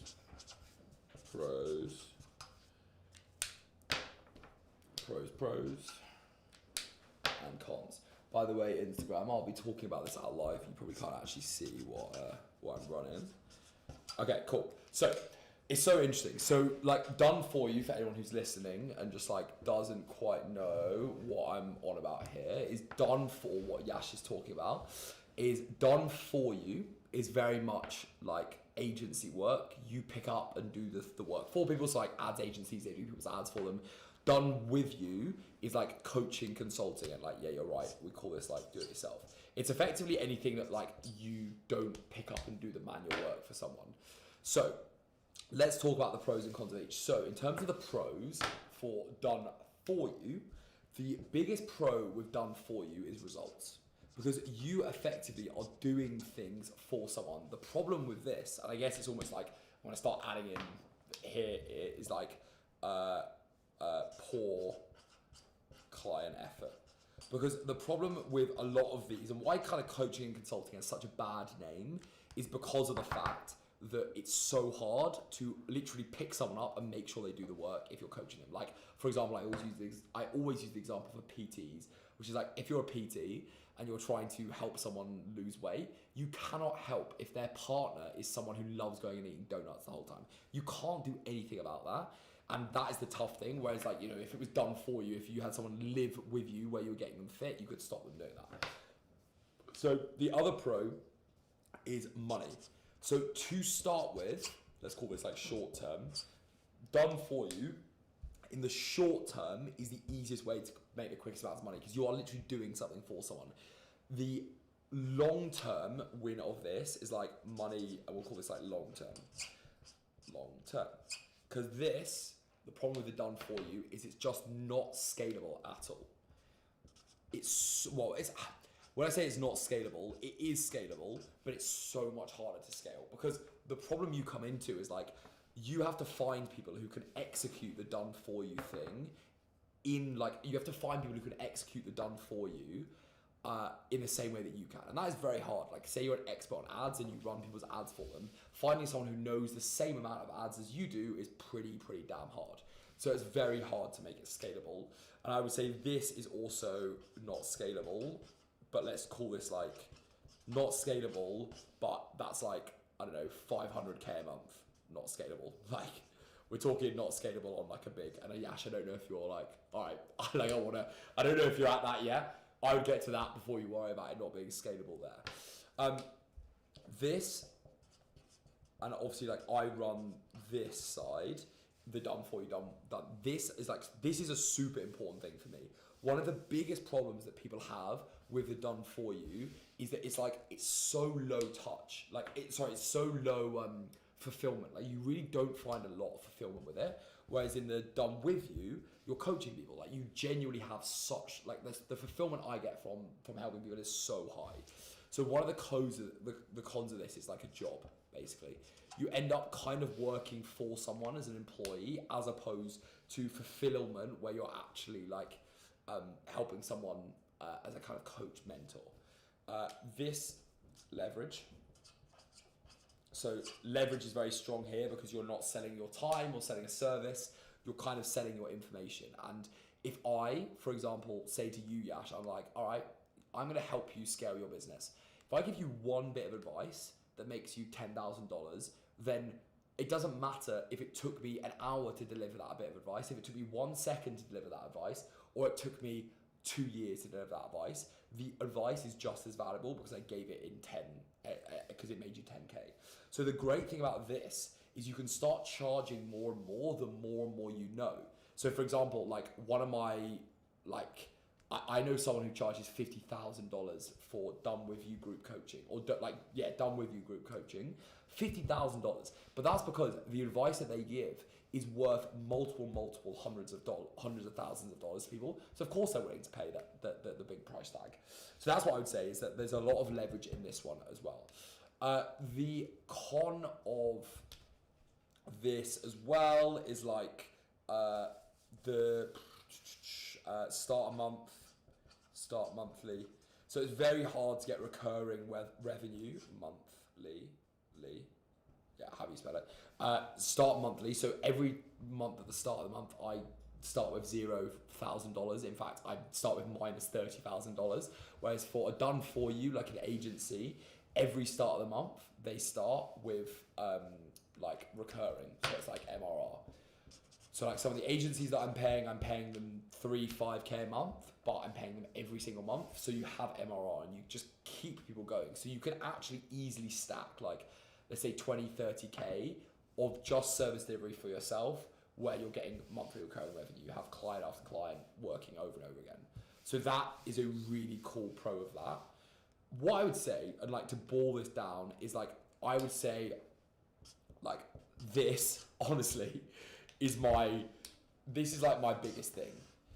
The fun part is like, I just don't enjoy this because I don't want to do work for other people.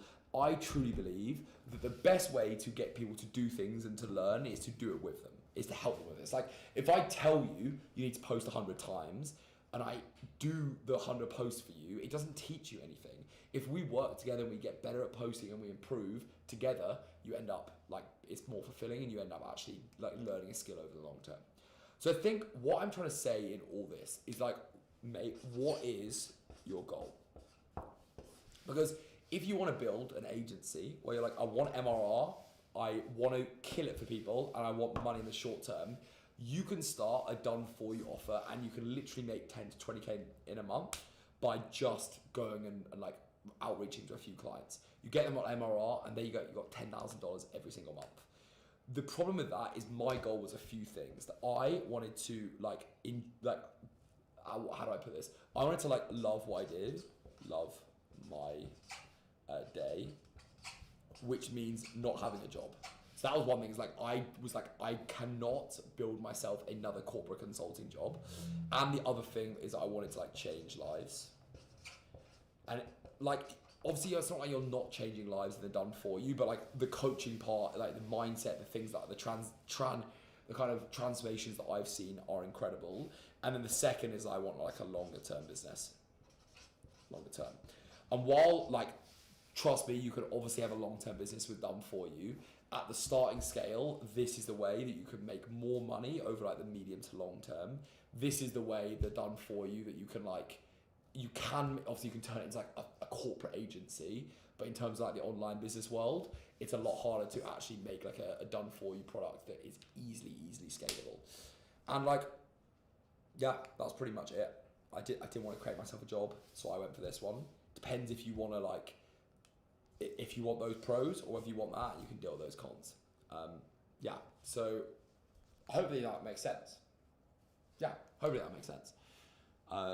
That is, yeah, give me a take on that, Yash. I'm happy to actually like jump into like, I'm happy to jump into a, like, what else is useful here, if there's anything there. Osvaldo, that's a cool name. Okay, hey Sol, quick question. I'm launching my Done With You consulting offer this month. I have the skill set but limited testimonials. Would you recommend pricing it around $1,000 to validate? Oh, that's a good question. Okay, if it's consulting, let me just assume it's business consulting to start with, but please let me know if it's different. I have the skill set but limited testimonials. Would you recommend? Okay, cool. So like, there's a few things with this. I'm actually gonna have to move this. Let me just move you over here, Instagram. I think I'm good. Thank you though. Thank you. We also might need to chuck some charge into my iPhone at some point. Cool. In terms of testimonials, mate, there's a few ways to get like good testimonials. So there's a few options. The first is like the obvious, but there's actually some like really good tips and tricks in here. So the first is like just get testimonials from clients. So you say you got limited testimonials. So this is like less useful. But the things that I love are these: character, and I apologize because that is spelled so wrong. But let's talk character. Let's talk mastermind events, audits. And yeah, I think that's pretty much the three that I like. So Osvaldo, what you want to do is you've got the clients one, but you're saying like, okay, that's not so useful. So clients, not so useful.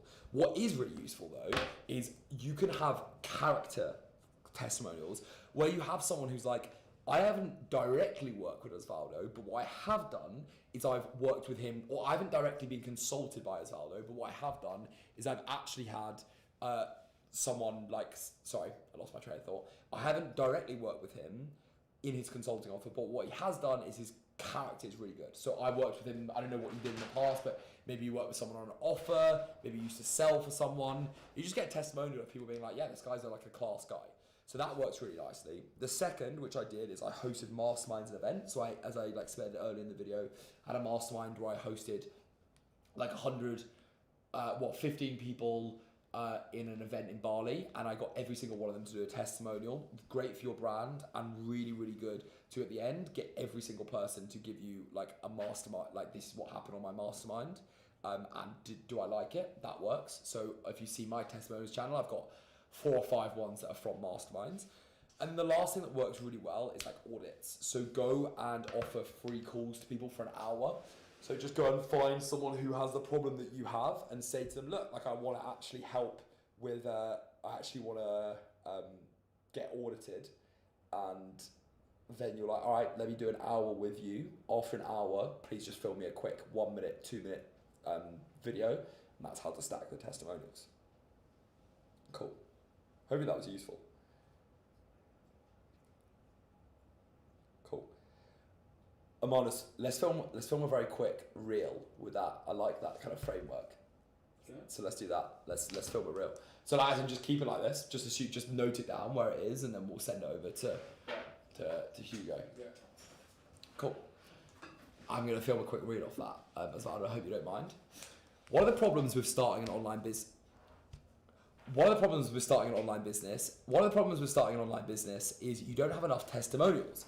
But everyone tells you just get testimonials from clients. Well, here are 3 other ways that you can get testimonials which will help you improve the proof in your market. Everyone talks about getting how do we go? What hook do you reckon we use for this, guys? Testimonials are the easiest way to start your online testimonials are the easiest way to gain traction at the starting stages of your online business. But everyone tells you, okay, well, I've got no clients. How am I going to get testimonials? Well, let me tell you the 3 ways apart from clients that you can collect proof of concept that you're good at what you say you are. The first is character testimonials, talking through what you've actually done for other people separate to the job. Some people will just be like, look, this person is a really good person and I believe they have got a lot of integrity in their job. And that goes some way in actually being a very good testimonial. The second is hosting masterminds or retreats. I hosted retreats all around the world and I hosted masterminds all around the world. I hosted a mastermind within 3 months of having my first online offer, and I got every single person to say, Sol was a great person. Sol was very useful when he was in. And I got everyone to film a video, and I chucked that on my testimonials page. And then lastly, I offered to do free audits for people. I did hour calls to help people who needed help with the problem that I could solve, and then get them to film a quick testimonial at the end of it.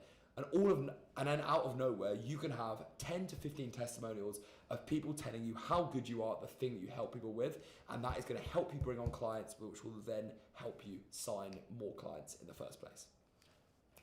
Cool. Sweet. If you just note that down, Amanda, that'd be good. Cool. That was fun. Hopefully that was useful as well. I appreciate you you finding that useful, mate. Yeah. Guys, what are we thinking? What we create highlight video? What does that do? That's quite cool. Oh, that's cool. I can actually just like clip myself as well. I can lifetime clip myself. I like that. All right.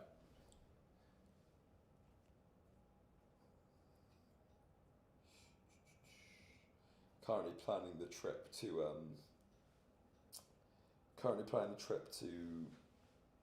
Greece with our clients, which is going to be very fun. So we're like working out what the best play for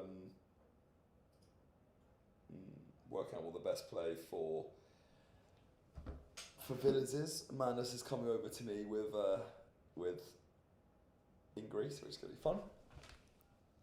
I was. Jills, that's exactly what I was doing. So, what I'm doing, Jills, is I am using this live stream as a way to like speak to you guys, build a lot of trust, but at the same time also use it as a way to like film stuff. So the video that I did at the start was actually a video that I'll be putting on my YouTube, but then I obviously wanted to do the interactive part as well. And then you've got the question and answer stuff. And then when I'm like, oh, that'd be a good reel, then I'm like, all right, I'll just go and film the reel. So that's the way that I wanted to run these live streams, just using it as like a kind of hero bit of content where I film as much things as possible and talk about as many things as possible, which is fun. It's a really cool way to like kill multiple birds with multiple stones. Cool.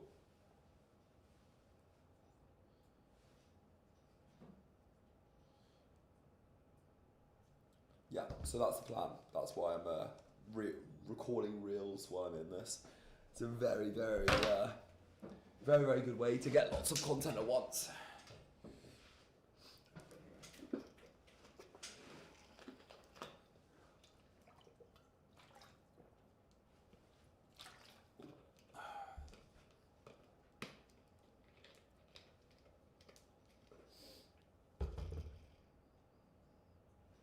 We should, like, in the future find a song, just do like Yeah. song in, Yeah. like, so that awkward silence. I can live in the awkward silence, don't you worry. Well, Alex is going to be here. Alex actually might be here already, you know. Do you want to check? Yeah. I think that's actually a high likelihood he's already here.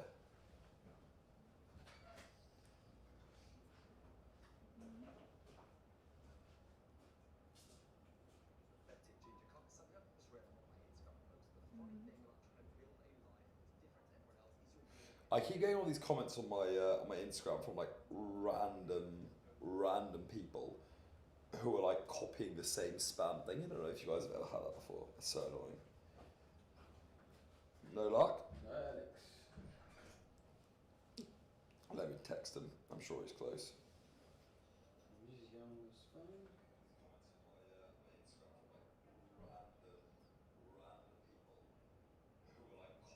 It still sounds really like echoey. Yeah, I wonder if it's not.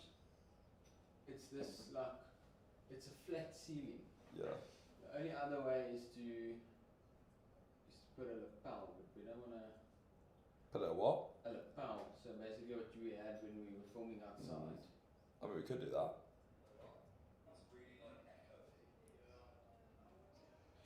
You want to try it? I don't mind. Okay, let me quickly get. Have we got two? Yeah, we've got two. Let's try it on the fly. Cool. Because then we've got. Yeah, that's fine. Let me just get one cable.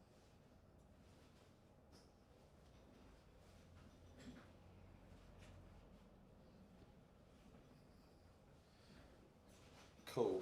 I will go and Alex is outside, by the way. Is it? Yeah. Should have been just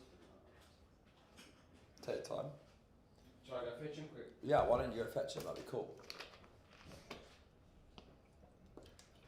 So we've got Alex here, which is going to be exciting. Alex is a good friend from Bali. And we're going to film just like a chit chat about the world of online business. Two UK guys running the world from South Africa, or running our business from South Africa, not the world.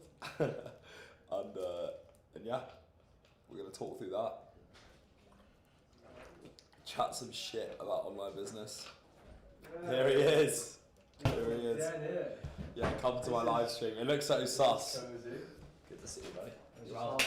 Just halfway through leaving a hate comment. Good. Do you want to pull the chair up? What have we got here? There we go. Just chatting some waz on bring the chair around. Right, let's chat.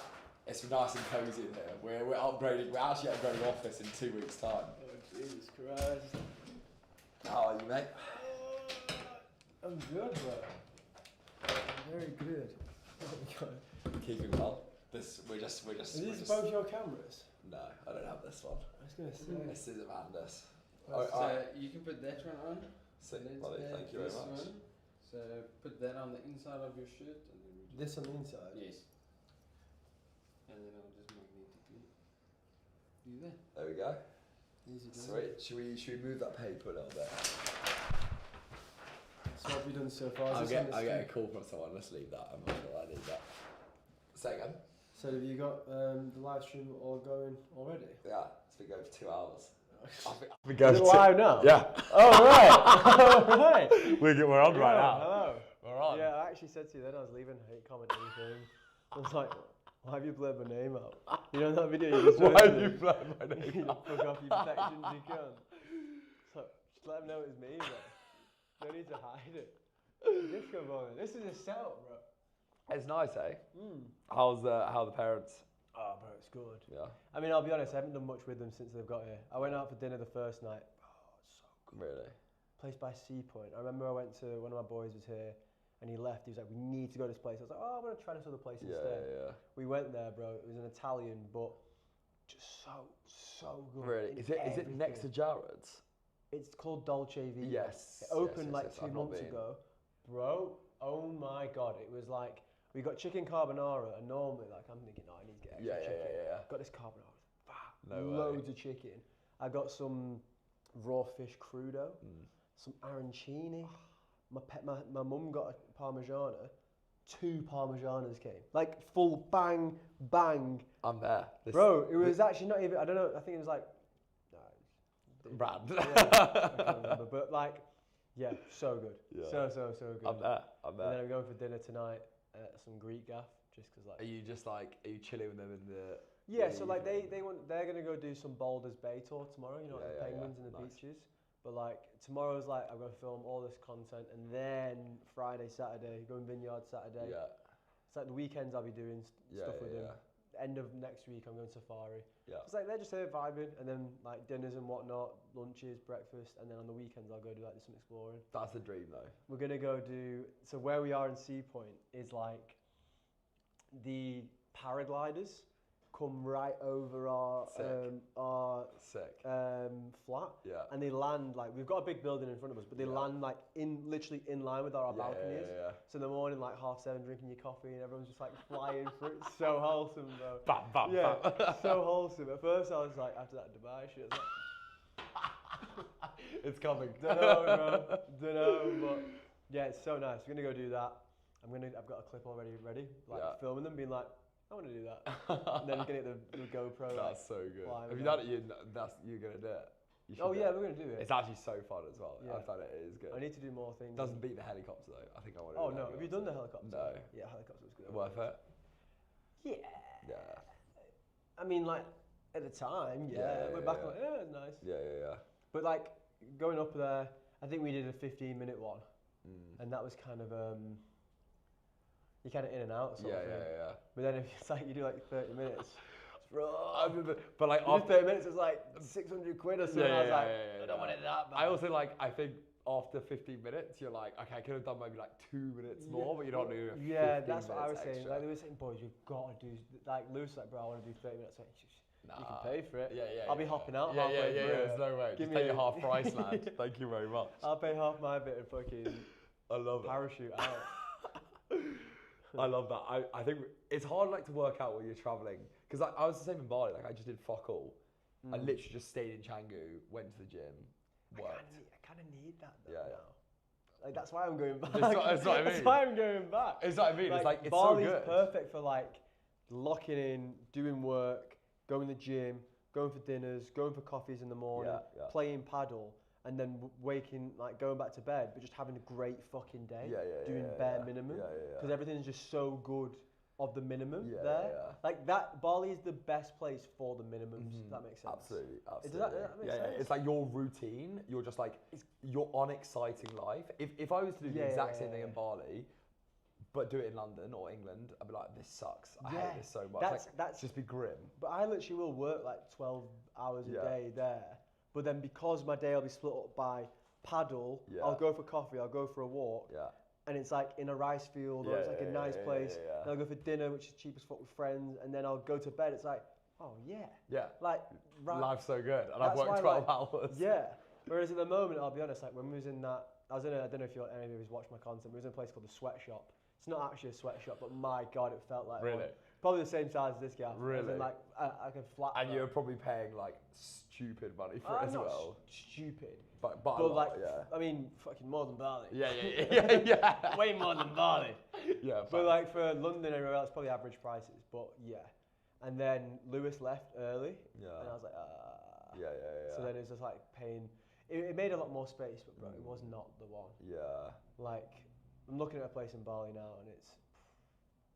Must be nice, hey? nice. Yeah. And you're probably paying like half the amount of money, or Well, like, it's about the same as what I was paying in Sea Point. really, and it's That, yeah. But it's in Bali, stupid. that's gonna. it's stupid. Like for example, paying what I paid in Sea Point, I don't mind paying. Yeah. But like what I get for it, Yeah. But in Bali, I'm getting. Facts. So, what do you think?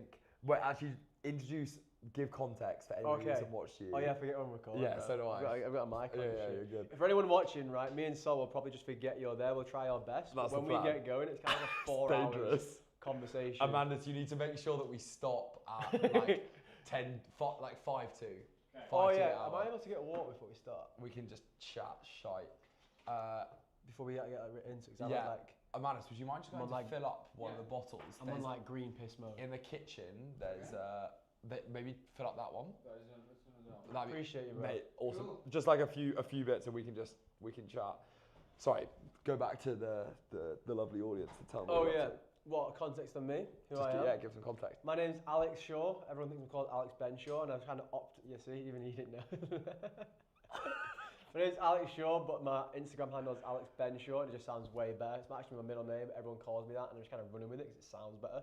But Mind blown. I met Sol in Bali like a year ago, and that's when I got hit with about fucking 40 of his ads, and he came to the run club when I was running it, and we got good mates from them playing a lot of paddle. And I help business owners with their personal brand. I'm launching a new group for guys at the beginning stage as well, but majorly just kind of focusing on building people's personal brands, building a business from it, how to connect with people. My sort of approach to personal branding is I kind of really focus on, like, without sounding techie, it's like viewer psychology, like really how to connect with your audience, really how to build trust, more so just getting viewers, followers, and then, you know, trying to sell shit to someone who doesn't really care. But yeah, in a nutshell, pretty much it. Me and Saul kind of connected as well because we had a similar journey. Yeah. So actually he was watching, he was a fanboy at one point. I'm still a fanboy. I'm still a fanboy, mate. Don't you worry about it. But yeah, me and Saul had similar upbringing from going into the corporate world, not liking it, jumping out to Bali, becoming a Bali boy. Imagine. and then fast forward a year, now we're in Cape Town, living it up. Tell me about the business journey. I want to know, like, from video posting all the way to helping some pretty cool people. Okay, video post. Oh, this is a great story. Video posting. I first posted my ever like piece of content when I was in lockdown. Posted maybe like 20 videos, like cringy as fuck TikToks, but they didn't really get views, so I stopped. Then when I went to Australia 2 years later, like after university, that was first year university. And then after university, I went to Australia. I'm like, fuck yeah, this is my time. I'm gonna become a creator. Like I've always wanted to be a creator. Like I've always wanted to be a content creator. Yeah. And I went to Australia and I was making montages, doing whatever else. That lasted about 4 videos and I was like, fuck, none of these are popping, so I just have to focus on work. Yeah. And I'm telling you now, I was working on a place called Hamilton Island, and I think I've told you already about this. It's a 6-star island in the Great Barrier Reef, and I was living there. If I made content for that 6 months, oh my God, it would have been insane. But I gave up because I didn't get results. Anyway, another year's gone past. I've come home after traveling and didn't really like being at home. Left 1 year later to Mexico, and I was like, okay, Alex, sit the fuck down, okay, right? We have to make this content shit work because we've tried so many times before. Everything else we do, we don't enjoy. So I'm going to post until I figure out what the fuck actually happens and how to actually connect with people. I posted for maybe about 8 to 10, maybe 10 months without getting like any single viral video, any engagement, whatever else, just posting. I remember getting so many people being like, what's actually he doing? Like, I don't really know what his vibe is. All the people at home, wasn't really growing, but I was still vibing. Like I was appointment setting at a time, and eventually I had a video do quite well, and it was the first video I was ever vulnerable and speaking on like people back home and whatnot, and I was like, interesting. Didn't realize it at the time, that was the reason why everyone liked it, just seeing a video. I was like, I'm gonna speak more on like things back home. Started to get the more vulnerable, the more I spoke about the things I struggled with, more so than the things I thought would look cool so that people would like me because I was living a good lifestyle in Thailand, but actually on the realness of my life and what happened instead of just being in these places. That's when my brand started to really grow, So I was like, okay, I'm gonna double the fuck down and do like 6 hours a day on figuring this shit out like from the vulnerable standpoint. And my brand kind of just took off. I was doing a series called Game of Life, and it was so good, like it genuinely was, but it literally took me like 5-6 hours to edit every video every day. I was basically working in my job part-time and full-time creating. Yeah. Because I was just like, this has to fucking work. Yeah. And I grew to like 16,000 followers in like 3 months from it. And then I had a period where I had like 10 million views in 3 months, and I was like, this is it, I'm fucking crushing it. But I was still making no money from content, and I needed to leave sales. And I was like, fuck, okay, so what do we do now? We've got this following, we've got this brand, we know what works with content, we've seen what gets the most engagement, we've seen what sort of, because the first kind of event of like, oh, I can make a business out of this was I was getting people DM me just from that series, the one you was referencing. People were leaving their jobs, like leaving toxic relationships, like flying away, one-way tickets. And I was like, these people are literally watching, again, a 1 minute long, 1 minute 30 long video of me screaming at the camera. And they're making actual life decisions, proving it and showing me. And there was like 12 people that did that. And I was like, if I had 12 clients that trusted me or did these things, like I'd be making a pretty good living sort of thing. It's like, instead of focusing on like just lifestyle and like decisions and life and inspiration and growth, I was like, how can I turn that into, you know, a business? So now, fast forward, because I could go into like another 20 minutes spiel on that. Fast forward to now, I've now worked with a total of 11 business owners. I'm currently working with 5 at the moment. Some of the results I've got is I brought one of my good friends, Lewis. Well, he's actually one of my good friends because of how well he did. He started. It's like this guy's incredible. No, as in like he actually was doing my taxes first. Oh yeah. And he was giving me all these problems because this is a whole like. Actually, I'll tell this story. It's an incredible story. Basically, the universe started my business, and we're going to go into that. So I love that. I left. I had to leave sales in 2 days because my friend who I was working with was going to leave, and I've been working with him for the last year. Our boss didn't really like hires, which is why the business was so cushy, because we just knew we were going to be there. But then when my friend was leaving, I was like, fuck, I've got a week to figure out what I need to do, because it's not going to make the same money when he's gone, because he was the closer, and my boss wouldn't have hired. Yeah. So anyway, I had to do a visa run from Bali. I went to Vietnam, and Lewis was doing my tax at the time. I was like, oh, I'll come visit you. And I was like, why? Yeah. Because he's in Da Nang, so it was like 3-hour flight or 2-hour flight, and he flew in for literally the day and booked it the day before I came. And I was like, at the time, I didn't think much of it. I was like, oh, fuck, I don't know anyone in Vietnam. I was like, sick, come down. Now I look back at it, and then when I asked him on it, even 5 months later, I was like, why did you do that? He's like, it's pretty gay actually. Why did I do that? I love that. He's like, I wouldn't travel for a bloke. It was just, it didn't make sense. And we spent the day doing like roaming around Vietnam, hired these 2 taxi drivers, and just, it was so funny. Anyway, we had like a 2-hour conversation about how I could genuinely help him with his content, just naturally. I was like, all these things that he was struggling with, I was like, well, because you're not focusing on this, this, and this, you're showing up as someone else, like, you have the friction you're finding, all that. Basically just diagnosed what was wrong with his business. But I had no business at the time. And then I got home and I was like, you know what? I've got fucking nothing to lose. Like, I've just left my job, something that has to work. So I just messaged him and I was like, look, bro, I'm not trying to close you, but I semi kind of am. Like, I think I can help you, like, really help you. And then anyway, got on a call, went over things, and 3 months later, his business went from 12K to 65K in a single month, which is like the catapult of where this is. And then other guys that I've worked with business owners where they've had no business, they then hit 8,000 a month in literally 47 days. I've had other business owners that have come to me from fitness coaches, go from like 3 to 10 to 3 to 12, guys hitting 50,000 views videos plus consistently, all whilst telling the story and building trust. But the whole focus I have on people is not to go viral or to funnel into paid ads, which we will do essentially, to elevate. But my whole focus is how you can grow organically and focus on who the fuck you are as like the core, and then build your brand through that, and then you can focus on hooks, strategy, ads, after you figure out what the fuck you're building this thing for, who you actually are, and what makes you unique. That's the core of everything. All the guys I work with have seen mad results from doing that, and now I lead a very fulfilling business because we focus on that as it's sick. It's crazy to think like that conversation that we had a few months ago versus like now. It's crazy. It's like that was the one where you were like, I don't know whether I'm gonna get into online business. Like, you obviously the coaching space. You're like, oh, I'm not sure if it's the thing. I think that's like one of the. 4 minutes do you thought? Yeah, sorry, an hour. You're good, bro. Because I think it's so interesting that like one of the reasons I thought it'd be such a good conversation to have is maybe some people listening, but like we're English guys and all of the space is like Dutch guys, Miami bros, like all that sort of thing. And it's so refreshing to meet people who are just like normal fucking people who are making money online, living in Cape Town, all that sort of thing.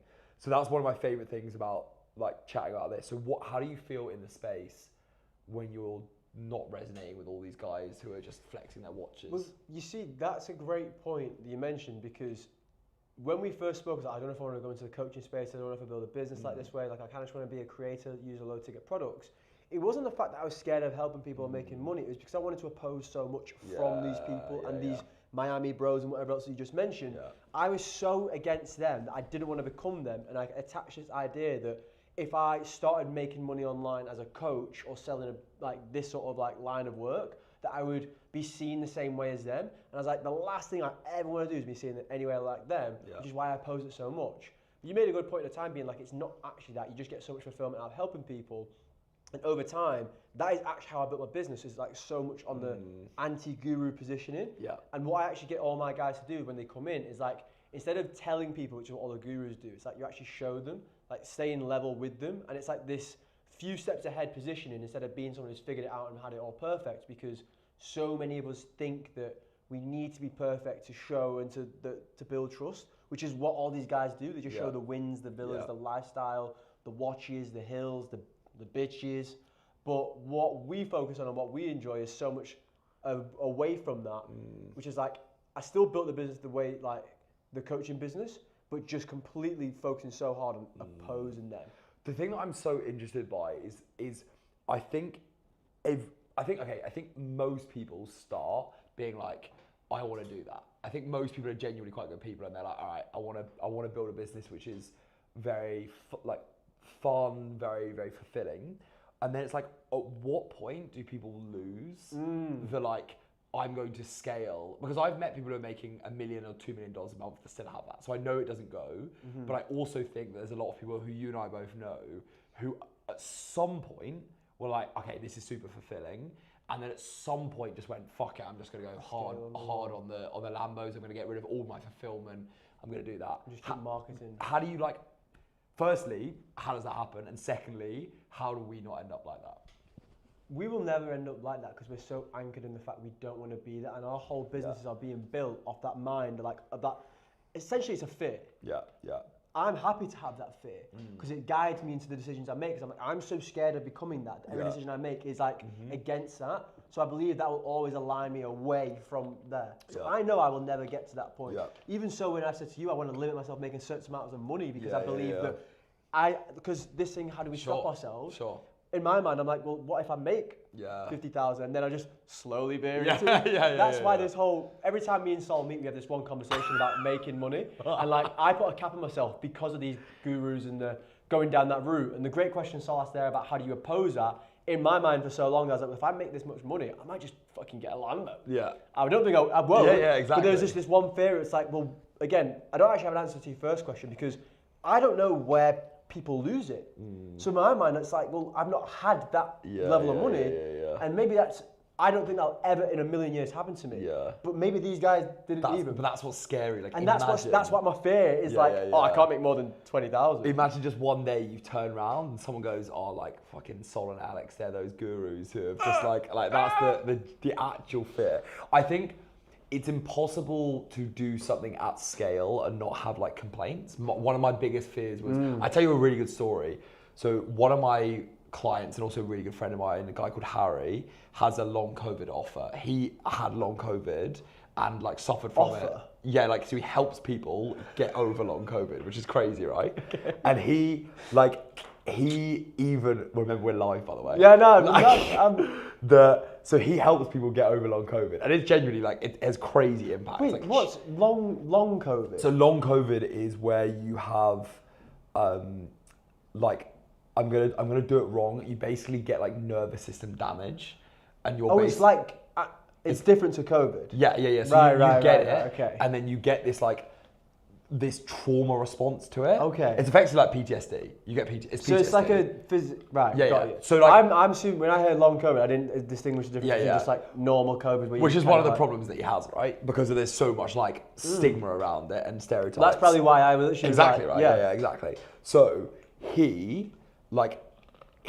I've never met a single person my whole entire life who cares more about like his clients because he's like. It's like literally helping people who have the same problem that he has. And then I've seen him have a Reddit thread made about him, about how he's like a scammer and how he's just trying to make money from these people. And I'm telling you, like, I have had so many chats with him where he talks about like trying to not come across like this person and how do I make my program better, and me being like, you need to make your program better, but we need to focus on actually getting more clients and making more money and all that sort of thing. I've never met a person who hates making money more and just wants to help people more. He has this Reddit thread which goes, this guy's a scammer, this guy's trying to like, and I got to the point where I was like, I don't think you can avoid it at some point. Because at some point, you're going to have someone who's unhappy. And then the other thing I related to Was is like... it from a person who just seen him online or someone who worked? Someone who saw him online. Someone who saw him online. But then the other thing, so I think it's the online thing, that's very hard to avoid because you're naturally going to have people who are skeptical. The other problem is that what business in the world operates with 100% customer satisfaction? Oh, never. Like, but the thing is, there's only so many businesses that operate with 100% founder-led, content-driven, like putting yourself out there. Like the majority of these businesses will just have like teams, as in like corporate businesses. Whereas like we are literally the face of it. And when you say the face of the business, no, it's like you are the business. Like this is your entire thing. And to market your business, you're marketing yourself. Which is the personal brand aspect. You take all accountability, you take all shots at you. Instead of having like, oh, it's my team or whatever else, or like the business needs to evaluate. It's like, no, this guy's like it's all on that. So if one person's opinion changes, it's literally all Hail Mary on that one person they could look to. Because it's like, you have to take accountability for everything. So as soon as one bad comment goes, they come for everything. Yeah, but that's the hard thing. But it's like, if you went to Tesco and you got a shit like drink, you just leave a bad review on Tesco. And it's like, instead it's like, if you see your video, you're like, I don't like that guy's video. Immediately it's like, this guy fucking sucks. I hate his accent. Like, his teeth are too nice. All that sort of thing. Like all of that stuff. But I'm like, that... I think it's very hard to avoid. Even some of the best programs that I know that have literally changed people's lives will still have a few comments where people are like, this guy's a fucking scammer. So maybe that's how I justify it in my head. Justify what though? As in like to never avoid the criticism, or that you will, no matter what you do and how good you try and focus your program to be, that you will never be able to fully be exempt from this. It's impossible. Of course it's impossible. Like someone's gonna... How you handle it is then what makes it, I think, like a good judgment of who you are. If you're getting all this hate, but then you can clearly... I don't know. It is a hard question, but you'll never, ever truly be able to avoid it. I can tell you actually a really personal story, which is crazy to me. So I had one client who was a friend of mine before he was a client, and he joined, and he had an offer where he was like, he refused to do high ticket pricing. He was like, I'm going to charge £50 an hour. And I was like, how much money do you want to make? He was like, I want to make 20K a month. I was like, that's literally mathematically impossible to make that in a month. How many hours it's like what, 400 hours a month? I was just like, you want to do 400 one-on-ones in a month, so 100 one-on-ones a week for half an hour, an hour. And anyway, like he just couldn't get it.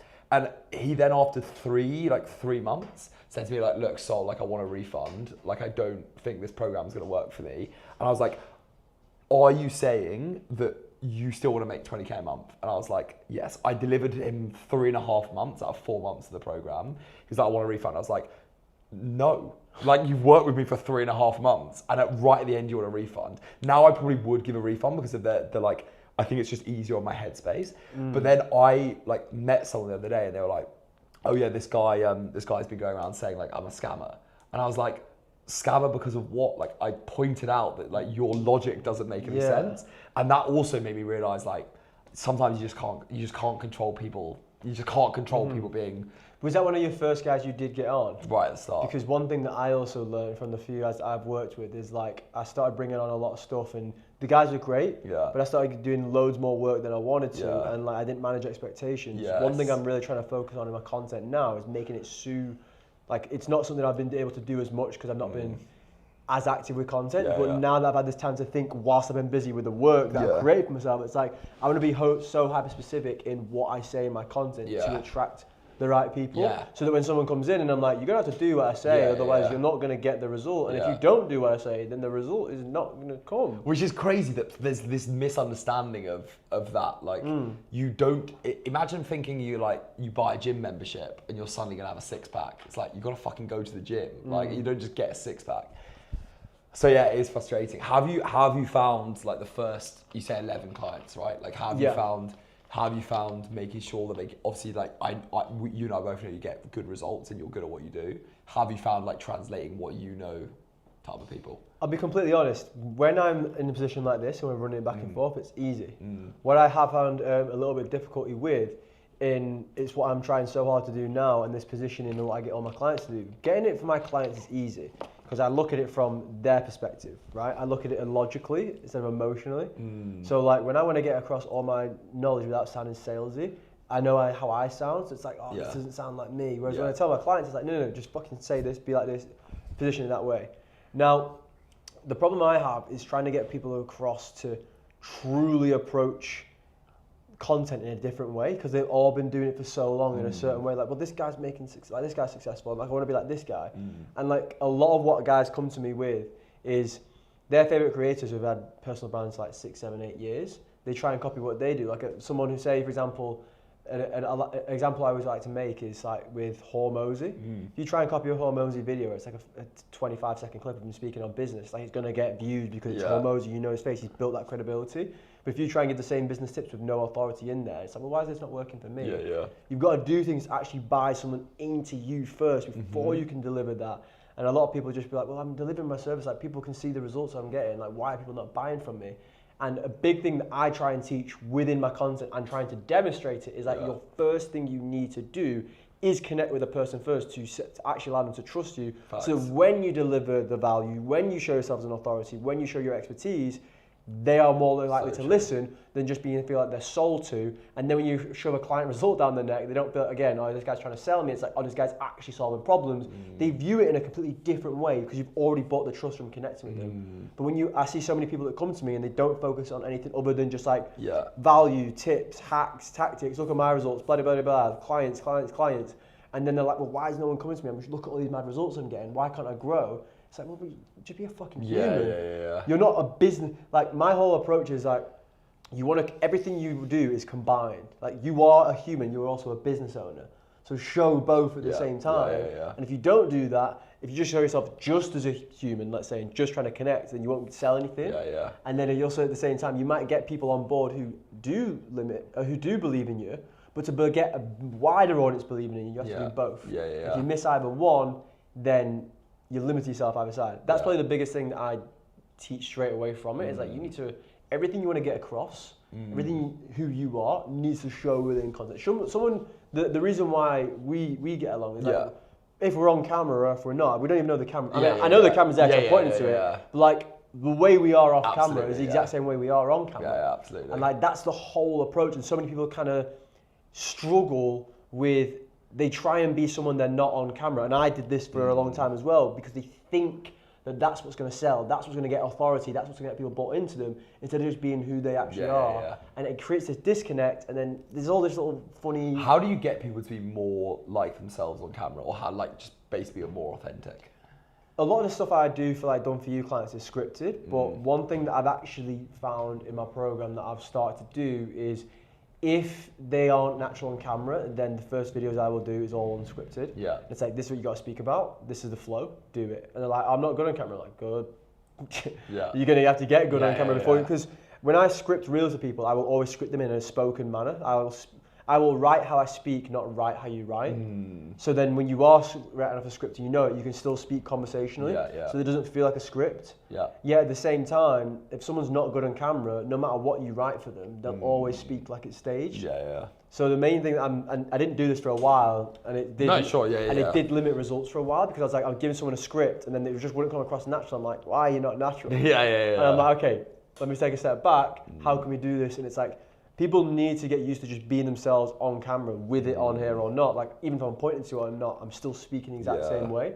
And I like long form for that matter, But short form, I believe, you can cage yourself in. That's an issue I've had. Because you're trying to squeeze everything into a minute. So tough. Like, for example, I know this is rolling for like 4 fucking hours, so I'm like, I'll say whatever. But when you have got this like constraint in your mind, I need to make a reel out of this. You might stumble on words that you just never would stumble on. Like, if I'm just speaking, normally I'm flowing. But if you're on a reel, it's like... It's so interesting how that happens to people. It's like, I know so many people who cannot deliver anything to a camera. I'm like, mate, I've listened to you speak for half an hour at this and then you just table. Turn the button on. It's so weird, isn't it? But it is hard, and I can't really put like it's because of this. But I think it's like, this camera is people. And you know that you have 1 minute. That's the problem. And it's like, I think it's a multitude of those things that just kind of like gives you somewhat stage fright, despite there being no stage. And but that's why everyone loves long form, because it gives Yeah. them the excuse to just chat I'll be using shit. this. Like, I'll be using this. Exactly, but it means you can just be yourself, which is nice. But I think you have to earn the right for people to watch your long form by being good at short form, and that's the thing that, like, someone actually asked me on the live stream a bit earlier. They were like, "Do you think I should start with YouTube or like Instagram?" And I was like, there's just no point in starting with YouTube, because why the fuck would I watch someone who I've never seen before for 30 minutes? Like, you're gonna have to give me the single best title and thumbnail for me to ever be interested. Whereas, like, fuck, I've watched 10 hours, or like, let's say, I don't know, 15 of your reels. Immediately I'm like, okay, now it's actually worth watching your time. So I'd say, like, anyone listening, so interesting, is like, you might hear us yapping like this, but very kindly, you're only listening to me and Alex probably because of the fact you've seen one of us on short form, and you're like, oh, I actually think I'm interested in this. Yeah. Can you combine it? With what? Like, do you do double ones? On what? Like, if you just share it with me or not? I don't have no idea. Okay, no, that's all good. No worries. That's round 2. Yeah. But yeah, like, and that's we can collab on the video. But yeah, that's the thing that I find fascinating with the short form versus long form stuff. But people get weird about it. What do you prefer? I love long form. I love it. I just released a YouTube video.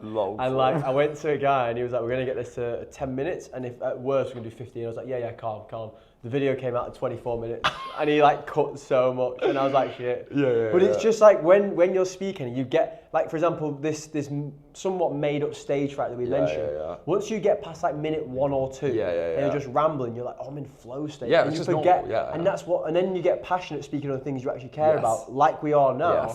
And that's why I like it so much, because like, you're still delivering value, you're still making content, but there's no friction and there's no weight over what you're speaking. You just are allowed to be you. And if someone's then actually watching for that, instead of how best you can format that into a short form, edited, super fast reel, it's so much more free and it's so much more enjoyable. That's why lives are like my new favourite toy, because it's like, it's even less scripted. Like, it's even. I love it. There's no. We're doing it 20 minutes and we're getting like. There's not, like, it is so good.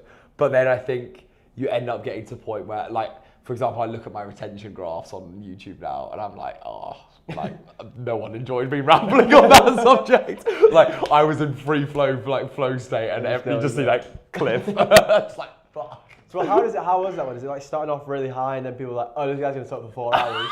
Then you always get like surprised, like, is this guy really serious? Is it 4 hours? hours? But then it's so funny because I'll mention certain things. Like, I'll mention, oh yeah, by the way, like, I'll mention Alex is coming in and drop. no, we'll have peaks when people come in, which was good.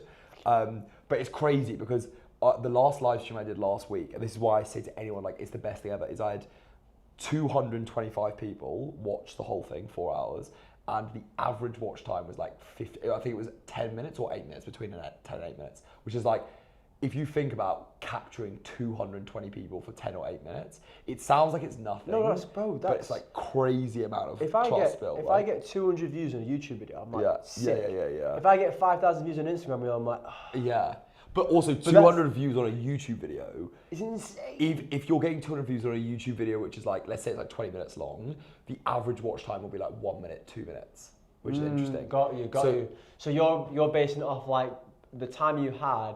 Obviously, you want to get as much watch time as possible to build that trust. Because that's one thing that you go on about a lot as well. Obviously, we're in different business models or similar, for example, but the main key factor is the trust side of things, which is interesting because it's because we're so much anti-guru that we have the same thing. And we've never actually spoken on like similar methodologies.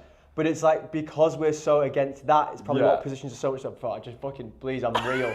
Boys, I'm begging, I'm actually going out. Like, I'm actually sound. But I'm sure that's what a lot of people end up like finding when they work with you and stuff, is that you're like, this is fucking serious. Like, this guy's the same person. I think the way, because you, like, what would you, if you were to, as you say, mine's trust, and then there's obviously loads off that in terms of what that means, but like, if you were to sum up in like a sentence where you're like, this is what I'm good at, this is what I'm specialised in, what would you say? I'm good at making personal brands that focus on connection. Yeah. That's like, because trust comes from, again, the trust is a byproduct of the connection you have with someone. Like, you only trust someone once you've connected with them. Like, fuck, oh my God, Sol, you was in the same job as me. Like, you also hated corporate, and you also went to Bali, and like, I connect with you. I don't necessarily trust you yet. Like, oh, this guy gets me. Like, I resonate with you. You see more and more content of that. You see more and more things of me showing the the journey I went on, the struggles I went through, the experiences I had, the shared moments, and then you slowly begin to build trust. But the connection is the forefront of everything that trust is built on. Yeah. Like trust is just from the amount of times you've connected with someone. The way I kind of like to speak on it, and something I'm trying to get my clients on now, and the more and more I go down this route, the more I might understand like the reason behind why it works. It's like you try and think of like connective points. So like if we have a shared moment, that's like a connection. Then it's like if we grew up in a similar area, that's another connection. And as many connections as you get is then what builds ultimate, say, trust. Like this is when you've achieved trust. So you've got so many connection points. So like that's why I'm saying my tagline that I'm running in like right now, whilst I build this new, like not necessarily rebrand, but as I start to really focus on personal branding and move out of this creative focus, is that personal branding is just human connection on a digital scale. The next is like it's just an extension of who you are as a human being, and then you need to focus on who you are offline as the exact same person as who you are online. Those 3 sentences are like literally encompassing everything I try and teach and try and show in long form, short form. And then from that, you then build a fuck ton of trust from like those that level approach. That's so good, because I remember I remember being in Bali when your reels were just like banging, like over and over again banging. And I told you this, like I had friends at home who were like, "Oh, have you seen this guy?" And I was like, "Yeah, I know." I was like, "Yeah, I know." Here's my guy. But the funny My thing ads is, go through. Yeah. I'm pumping him. Don't worry, we're gonna get him. And then we super sus. I'm pumping him with ads. And I'm just replaying how rogue that comment is as I pick the water up. So what I hate about live streams, it's I like just cut. said- Oh shit! People That's listen why I to put that. it. I'm gonna so use that in a video. So use that in a video. I'm 7-figure pumping founder wants to pump me. Yeah, shut up. Thumbnail.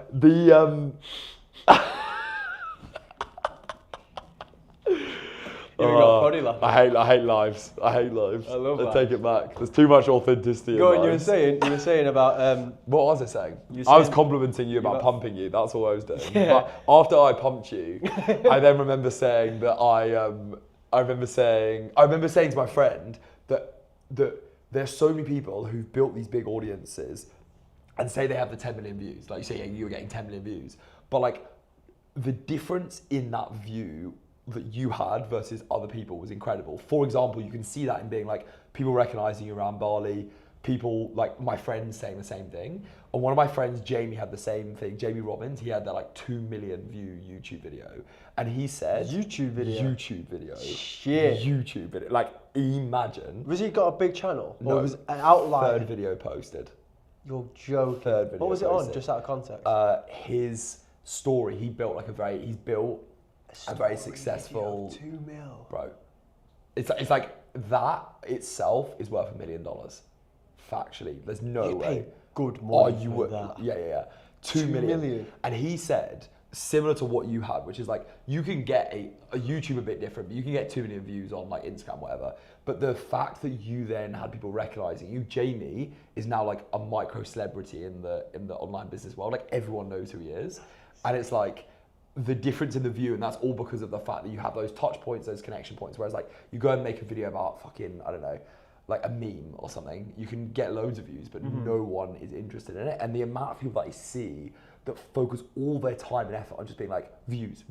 I want to get views. How do I get more views? What's a long form thing that works? And I'm like, just make one storytelling video and it works. And last thing on that, and I'm so interested to hear your thoughts on this, is the my reel, I quit my 60K consulting job. That reel specifically, undoubtedly, like from asking clients, has maybe $227,000. It's like one reel of just storytelling, which is fucking crazy to think But about. the only right? reason why that is, what were you actually, before I answer, what were you going to ask me? You said before I ask this question. So when you're helping your clients, obviously we're like, okay, building the authenticity. What do you see the big problems, and maybe for people listening, that constantly happen when people are going to make content and they're going for views content as opposed to like the connection style content? If you try and chase virality and chase views, you'll build an audience by, yes, you'll get eyeballs. If you do a skit video, I learned this. I was doing skits, I was getting loads of views, people would recognize me, it'd be funny. But realistically, if you want to build something that actually like some purpose, or someone actually gives a fuck about you, like yes, someone might laugh at you, but then they'll scroll past you. They might remember your face, but they don't give a fuck about you. But the more you focus on this authenticity and how much you can connect with people, again, these connection points, when the more connection points you have, the more reason someone has to give a fuck about you. So even if you're only getting, let's say, 1,000, 2,000, 3,000 views, but you're getting, let's say, these connection points, we'll gamify it. The more connection points you get, the more fucks you are then earning from someone for a reason to actually care about you. And when you just chase the views, you're not, let's say again in the game sense, you're not building connection points, you're building views, and these views might be a high number, but they might be worth Indonesian rupiah, let's say. So you can go like, that's a good way. It's a currency. Views as a currency is not very, it's not very weighted. It's the same way you go to Bali and £50 is worth a million rupiah. But then let's say pounds is these connection points. These are valuable as fuck. And it's probably the same worth as what a million rupiah is. And when you build your brand in rupiah, I love that. This analogy's gone so far-fetched. When you build your brand in rupiah, you're probably going to get Bali standard, which is like not very sturdy. If you were to buy a villa in Bali, you'd understand there's lots of mold, whatever else. If you were to buy a villa in pounds or in England, it's going to be much more structured, it's going to be much more trustworthy, it's going to be much more something that someone actually wants to buy and invest in, and it's going to have way less problems. The same way, if you build your business purely off these viewpoints and just off views, you will still get business as like a byproduct of having so many eyeballs, but you'll get shit clients, shit prospects. You have to drag these people through the screen because they don't really care about you, but just as a byproduct of having so many views and attention, you probably will convert a few, but you're not gonna have a good time doing it. Whereas these guys are gonna come to you pre-sold, ready, wanting to work with you because they understand everything about you and you understand everything about them. They feel seen, they see themselves within you, they wanna work with you. That brand is what you want, that brand is not what you want. I still love Bali, but I don't want to rupee a brand. But the amount, I love the example apart from like... We're using the hands again. The hands. The hands, whenever we go into examples, it's always hands. We were at breakfast the other day and we spoke for maybe 2 hours and we both got into this position of speaking on like hands either side, and then someone came and sat down and was like, what the fuck are you doing? He's like, what are you I was like, pointing? bro, I don't want a Fuck rupiah brand, fuck that. I want a British pound brand. And he's like, fuck these two ginger guys. Yeah, it's weirdos. I love it. But it's so funny. Why do people? I guess it's just like validation. Well, let me ask you this, and I'll tell you why people do this. It's because if you don't know how to build a personal brand or a business, and you see guys who are killing it, getting views, you look at what they get, and you don't see the depth behind anything that works. You just see the service level shit of like they're getting views. I need money, I need to make views to build business. They have business, they have views. And you only see it service level, which is why we come in and start to say on like the deeper level to then understand what actually makes the money, what actually builds connection and trust, so you can build the same business as them. And as a byproduct, you might get views, but the views is not what you focus on. You focus on these connection and trust points, and you might happen to build 1 million followers from it, but that should never be your focus. Because you want 1,000 bad motherfuckers and a million grannies. That's how I would. It's correct. And the amount of people who have got these audiences. I think it was going to Bali where I met these people. I was like, you're struggling to get by month, and you've got 400,000 followers, or you've got 1,000, you've got 1 million followers. Like there are so, and one of the reasons I'm actually happy to be out there is because there are so many people who are just completely confused about what that means. And then they look at their audience and it's like, no disrespect, but like 70% people are from like third world countries. It's like, what's the point? You're literally just like, it's a cool thing to be able to say at parties. Yeah, I know. They were like, we both know people who are the same, and I don't want to name people. I'm not going to name anyone, but I'll name myself. Yeah. Do you remember, just out of context, I don't know if anyone does know this, but do you remember those videos I was doing with the fake sales calls? Yes. And the closes? Yeah. Right? Basically, for anyone who's watching who's not having got context, again, I was in my skit era. I'm very good at skits. I realised quite early, okay, I can get a lot of eyeballs, a lot of attention when I act and do skits. I'm quite eccentric, as you see. No. But, no. But on the skits, they'd always perform really well. And I did a skit where I would take the piss out of objection handling and like all these fake sales calls, because there's a period of online, even it happens still now, that sales coaches would get online and pretend to do sales calls to show their objection handling skills to the point where everyone was doing it. So I started making these fake sales calls and they were blowing the fuck up. Every video was getting 200K, 200K, like consistently guaranteed. If I posted one of them and I knew I put this character on, it would blow up. But what I quickly realized was I was trying to, like, who I wanted to connect with, the people like ourselves from that area, growing up, having the same problems, is what built my brand at its core. And then when I made a skit, which was similar around that, and I got success, it's like, oh, 2 million views. How else can I do skits? Not how else can I connect with my audience and why that original skit that was on brand worked. It's like, how else can I get views because I need views? So I was like, the format is a skit. what else can I take the piss out of? So I took the piss out of online sales stuff, but my audience is not online sales. Yeah. A lot of people knew online sales because I was in the sales space. So my video then got pushed out and everyone in the sales space got onto it. But then all my videos were only pushed out. The thing that stopped my first bit of growth, that Bali peak period where who knows what could have happened, that stopped because everything went to sales and all I was getting was just engagement from people in the sales community. So all the storytelling reels just started to flop because Instagram was just sending all my reels to these salespeople because I was so deep in that and all my sales reels were going mega viral. So then I took down all the sales reels because I was like, well, I'm not finding anyone. Whereas a lot of people will follow down the route of like, okay, this worked. Okay, now this works. Okay, so I've just got to keep chasing what works and what works and what works. But I was like, I learned early on, I've got to anchor myself on who the fuck I am, who I actually want to speak to, and build my brand that way, regardless if this way's going to get me more followers and more views. And this was guaranteed to literally nail every video, 200K, 200K, 200K. But it meant fuck all, because none of these guys are going to buy from me. I didn't really want to connect with, well, not that I didn't want to connect with them, but I wanted to connect with my type of people. If they fell into that bracket, they could come into it. I didn't want to focus so niched on these people when I didn't really care about them. And that was the first inkling I had where I was chasing views and realized it didn't serve me in any way, which is the same story I tell all my clients, like, look, you can build loads of views, you can get this following, but it doesn't mean fuck all unless actually people you want to work with or you actually can serve or solve a problem of. Yeah, but it's like people have to, you can tell people so many times, they either have to hear it from someone they know really well or they have to just make the mistake themselves. I've met so many people. The amount of clients I just go, it's so funny. Like I must have done this with 3 clients this week where I go, who's your ICP? Who are you going for? And then they say, all right, this is the person I'm going for. And then we get their Instagram and we go through their Instagram and we're like, does this video speak to the person? No. Does this video speak to the person? No. Does this video speak to the person?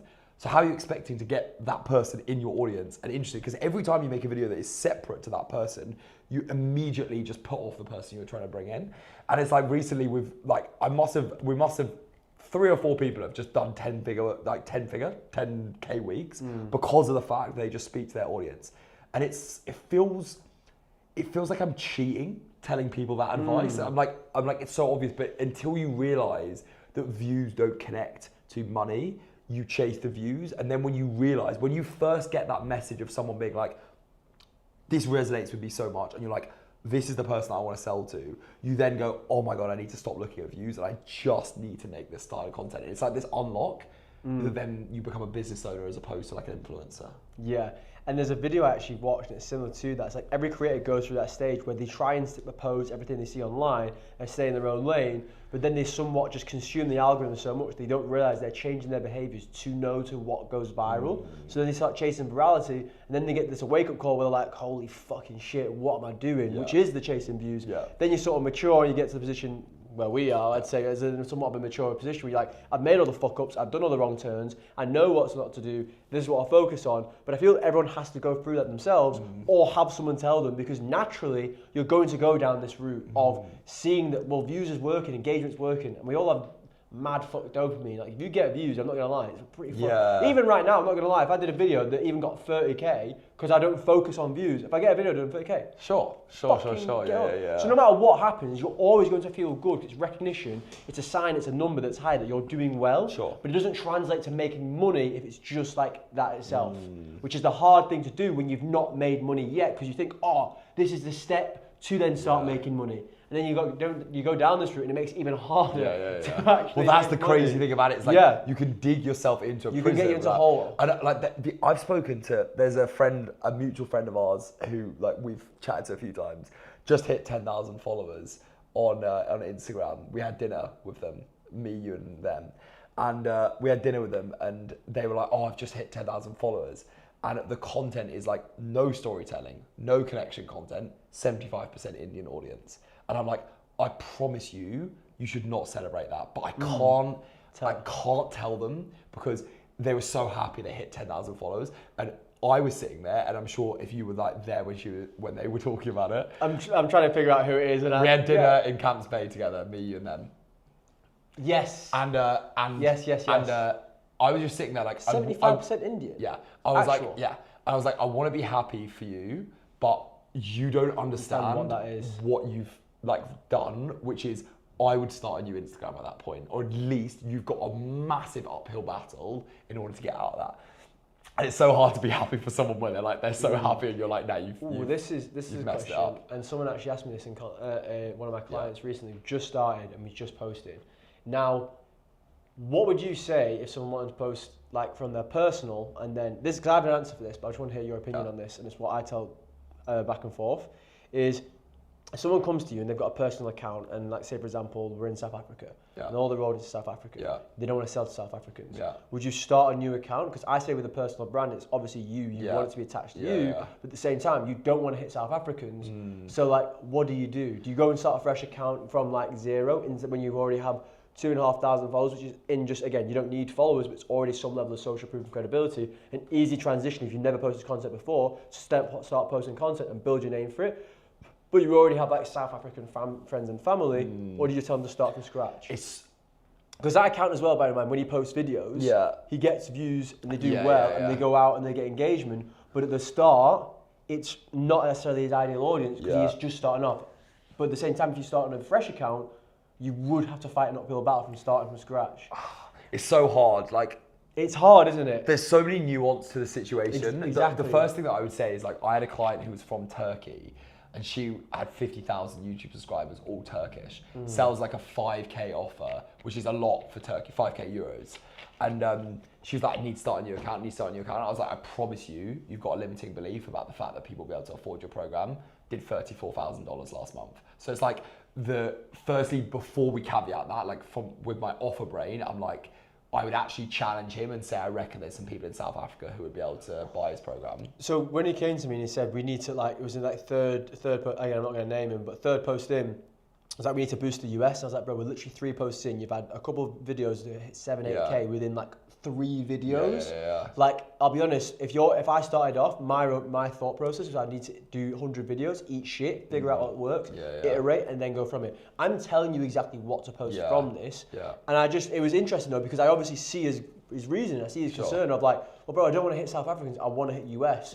And I'm like, okay, cool. But at the same time, it's like, if the video's performing well, over time, we don't even know it's hit the US yet. We've not had enough data to see that. If we're 1 month in, and it's still all South African, cool. But I'd like to think that from the content we're speaking to, it will find its audience, which it doesn't have a chance to in 3 videos. Which is my thought process. But I was curious to hear if you like, oh no, just start again. No, I would keep the account, and I would say that the best thing to do is to speak so directly to the people in America that you hit them. So for example, Paddy. Put on an accent. So yeah, put on an accent. Start talking about Trump and stuff. But mate, Paddy. So you met Paddy, right? So Paddy's, for context, people listening, Paddy's a PT. He's got 400,000 followers. The Paddy we played paddle with last 4 times. Paddle. You met him. I think you met him. Maybe you've seen him. We've been in a team against Paddy for the last 3 weeks. No idea what I was talking about there. So Paddy, the PT who we've lost to multiple times, like that. We had one though. We didn't win. Yeah, fine. Wait, we won twice. No. I know we won the tiebreak one. Anyway, so the thing that he does, which is so clever, which is the easiest way to hit an audience that you're not currently hitting geographically, is to think, how can you mold the thing you're talking to speak directly to them? So the PT Paddy, he's got 400,000 followers, he wears American football caps in his videos, and he's built an audience which is 60% US. Because they look at the video and they go, he's a Raiders fan, and they look at this and they go, he's he's a Patriots fan. Similarly, I had a client who we started saying, instead of saying sofa, just use the word couch. Instead of saying Is that an American supermarket, word? Yeah, so use American words. I always say couch. I just thought Mate, I didn't know. That's because you're programmed to hit the American market. You're like, I've got to get that money. But like, how fucking interesting is that? So that's actually a really interesting concept. What I would say to him, and I had last example is I had a client who was just banging the Indian audience over and over again. Just smashing the Indian audience. Oh, that was close. Nearly all over the camera. And all he was doing was that. And I looked at his content, I was like, the problem with this is it's not, it can apply to anyone in the world. Whereas if he went and he was like, he grew up in the UK, I was like, I grew up in a small town called this, and I used to go to primary school like this. If you start talking about those things, Indians, like even Americans, South Africans are going to go not interested, and English people are going to go like that. Like for example, I talk about university, Americans gone. What the fuck's a university? What do you mean university? Yeah. Like college, right? 9 to 5. That's an American. Yeah, you it's can still do 9 to American. 5, Yeah, I yeah. think. I'm just trying to think of like common concepts either in your brand or my brand that you would use or be able to signify to a certain location. Yeah. The thing is with mine, and one thing I've really tried to knuckle down on is I don't really. You need to be specific, but at the same time, it's like I don't have an ICP that's like demographic, like Yeah. location Which based. is fine. And then it's like, how do I? But one thing I'm trying to do now is like a cycle. It sounds techie, but I'm really trying to broaden it, but also be tight at the same time. Yeah. It's like a psychological association. So it's like my thing now is stuck but not growing. Yeah. It's like everything centers around Yeah, that, yeah. and that can hit people in all walks of areas. That can hit people in all different jobs and whatever else who want to build content. And it's like it kind of hits all of them, but it's so specific to a very deep-rooted pain. Yeah. That works. We are testing this out as well. From that everything on my works. methodology, I believe that would work. Yeah. But it's like this is the first time I'm trying out. Like I'm speaking to a person where I'm like, I'm not necessarily thinking of like this is Jack back home in Manchester, or this is like fucking Sol traveling in Bali. It's like this is going to be a little bit wider, but it's like so deep rooted to a pain that these guys online are feeling, and it's a test. The reason why I do is because it is a test. I get the guys to actually do what works, and I think this to be from what I've seen what's worked so far. I've seen no reason why this to not work, which is why I'm going with it. I think that works. I think as long as it's specific to a pain, it's still specific. Yeah. But I think the location thing is about just hacking if you want to hit a market or if you want to avoid another market. But so that's what I say for the South African guy. But for you, like, there's no need to be location specific. Like, what's But the then point? for my client who wants to use the US specific, I'm just gonna get him dressed up in fucking full. Dude, I'm gonna get him to get like full like American pads, like one of those things. it will blow his mind. I did this with my client, and his audience literally switched from Indian to English, like straight away. Interesting. And it's the easy. And because Clip that. I'm gonna send it to him afterwards. Yeah, there you go. I know who this is as well. The South. Yeah. I'm like I recognise this person, but it's so funny. You might be watching. Yeah. Why don't you just talk to camera for a little bit? I need to use the restroom, so you can just drop some loose game to the camera. Drop some loose game. About what do you actually do when you're just in there on your ones and like you actually realise you're just speaking to yourself? I normally answer questions, but we've got So I've got no questions, so I've just got a waffle. Just waffle about what. And I could have no idea if anyone's speaking. I can write. Page. Is it using this as well? Oh yeah, it's muted my mic, so that's good. Is it? Live. All right. Well, the thing is I'd like to ask a question to see what people actually want. You know what I mean? And if someone wants to go over some things, have you got access to a chat or something? Because I can start streaming or some shit. We get dubs in the chat or what? Actually, no, his password. Because I can go over some stuff here. Because the thing is like if I have questions I can answer, I'd be more than happy to go over that. Otherwise, I'm just going to talk to a camera and ramble, and I can do that for hours. You know what I mean? Not any. Sol did answer all of these questions, but maybe you can. Even though I just have something to talk about. How are looking people in here? Oh, is there a delay? Yeah, it's like 10-second delay. Oh my god, this lighting's insane. Hey Sol, Andrew Smith here. Okay, so if there's a delay, anyone ask some questions now and happily go over them while Sol's gone to the toilet. Because, otherwise I'm just going to draw on a sheet and just kind of ramble until anyone's here. But if anyone has any content-specific questions, anything about, growth, business, whatever else, if you want a question answering, hit me up. I'll go over it while Sol's in the toilet because who knows how long he's going to be. But at the same time, this is cool as fuck. I'm going to have to come back here.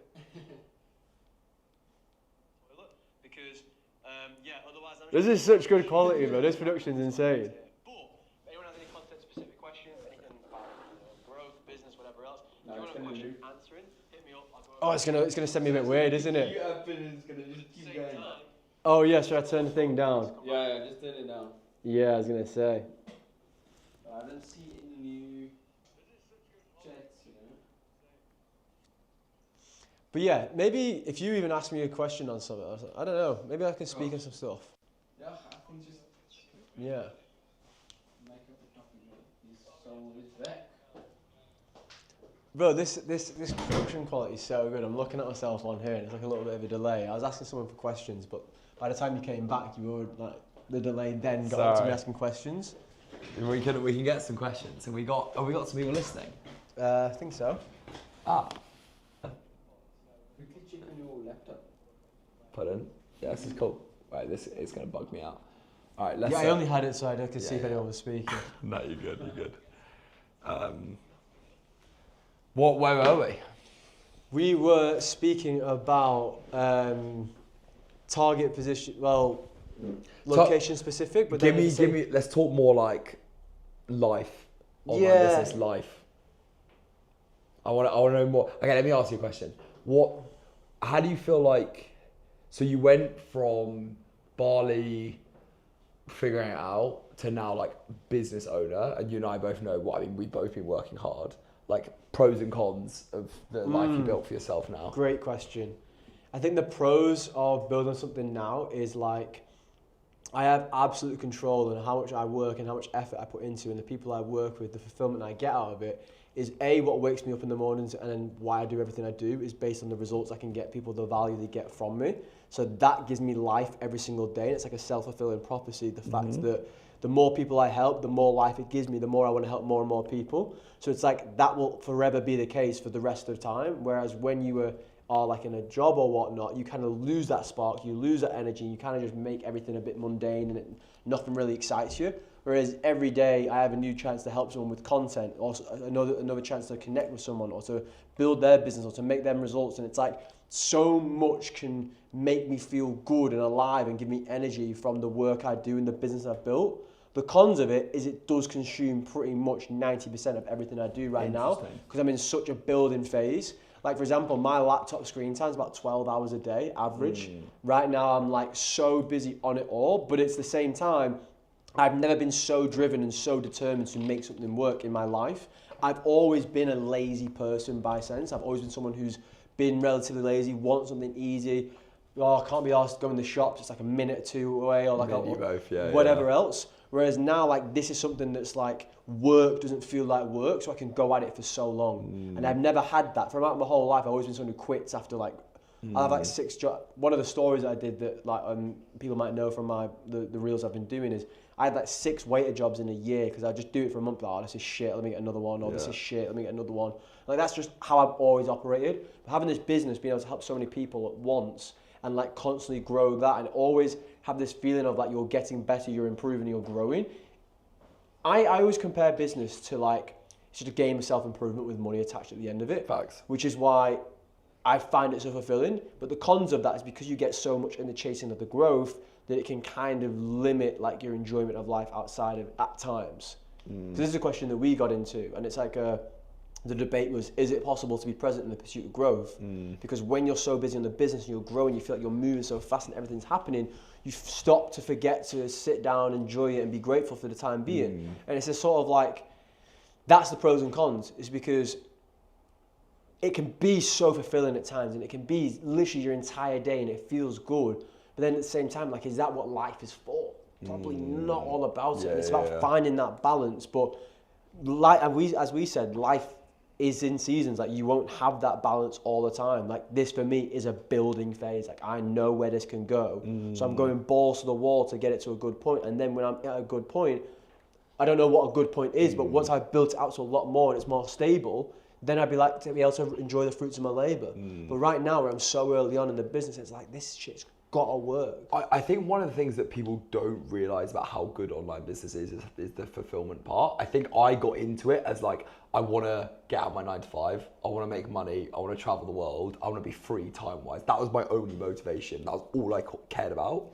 And then when you start helping people, you're like, this is so addictive. Like the feeling of like actually providing value to someone and someone being like, you have made a material impact on my life. Sounds so like cliche classic to say, but it is true. Like, it is actually such a good feeling. That was the thing that shocked me the most about this whole online business journey, is I went from being very selfish to being like, I'm going to get clients great results, but at the end of the day, it's all to fuel my ability to live a better life. And now I'm like, actually, the only thing that I enjoy now, like obviously having like done well for a year, is to then go, how can I have the biggest impact as possible? And then it's like, okay, what, like I can't even remember the 9 to 5 a soul who started this, because it's such a different motivation set.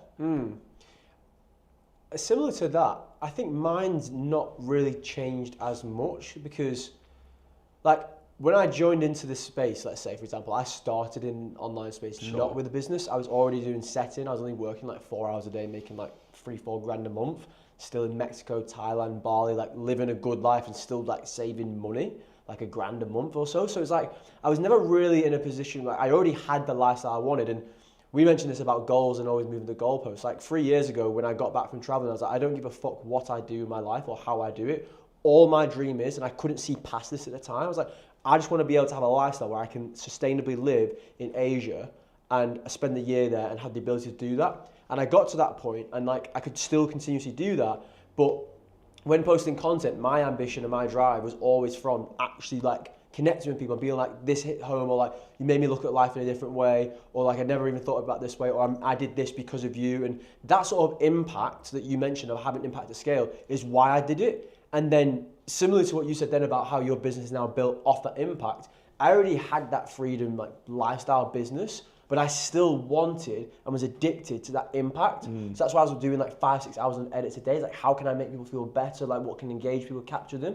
And then at the end of it, when I left the sales job, I was like, well, now I need to turn this into a job. But the impact was always the thing that was addictive and built the business off. Because like, my job needs to be creating content because I get an addictive feeling from making people genuinely feel valued or feel like I've impacted their lives from the content I make. How can I make this my business? And now as I'm in the business world, I then refer into online business and I'm like, okay, so you can also grow a very fortunate business by also creating impact outside of just connecting with people. Yeah. I can connect with people, but I can also build their shit. And that's what's like double impact. And that's is the cool part is like the spectrum of like impact. It's like if we on the like if we do it on a bit of paper, it's like it's sick because you like just for people watching, it's like the impact is this, like your personal brand is this, you're hitting like 10 million people. It's like you just sell like to that like many people. And I'm like, that's so cool to think about. And I'm like, how do I make this like as big as possible? So that I guess is about personal brand, isn't it? Yeah, but that's literally it. It's like, so for example, on the funnel stage, for example, the thing I mentioned before about when you're building a brand that really tries to connect with people, but also convert them, turn someone from a stranger to a buyer.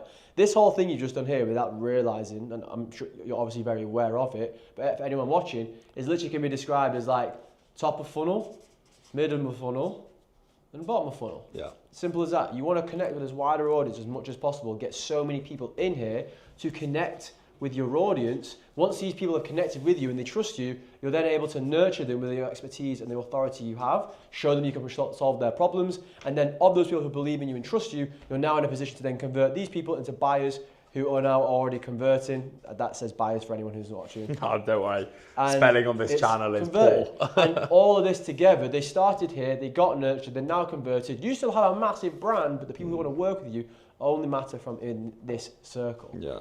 And that's like essentially how you can build a personal brand that actually like gets buyers, but also as well, you'll still connect with the wider audience. Not everyone needs to buy from you. You still want to create that impact. You still want to have that value.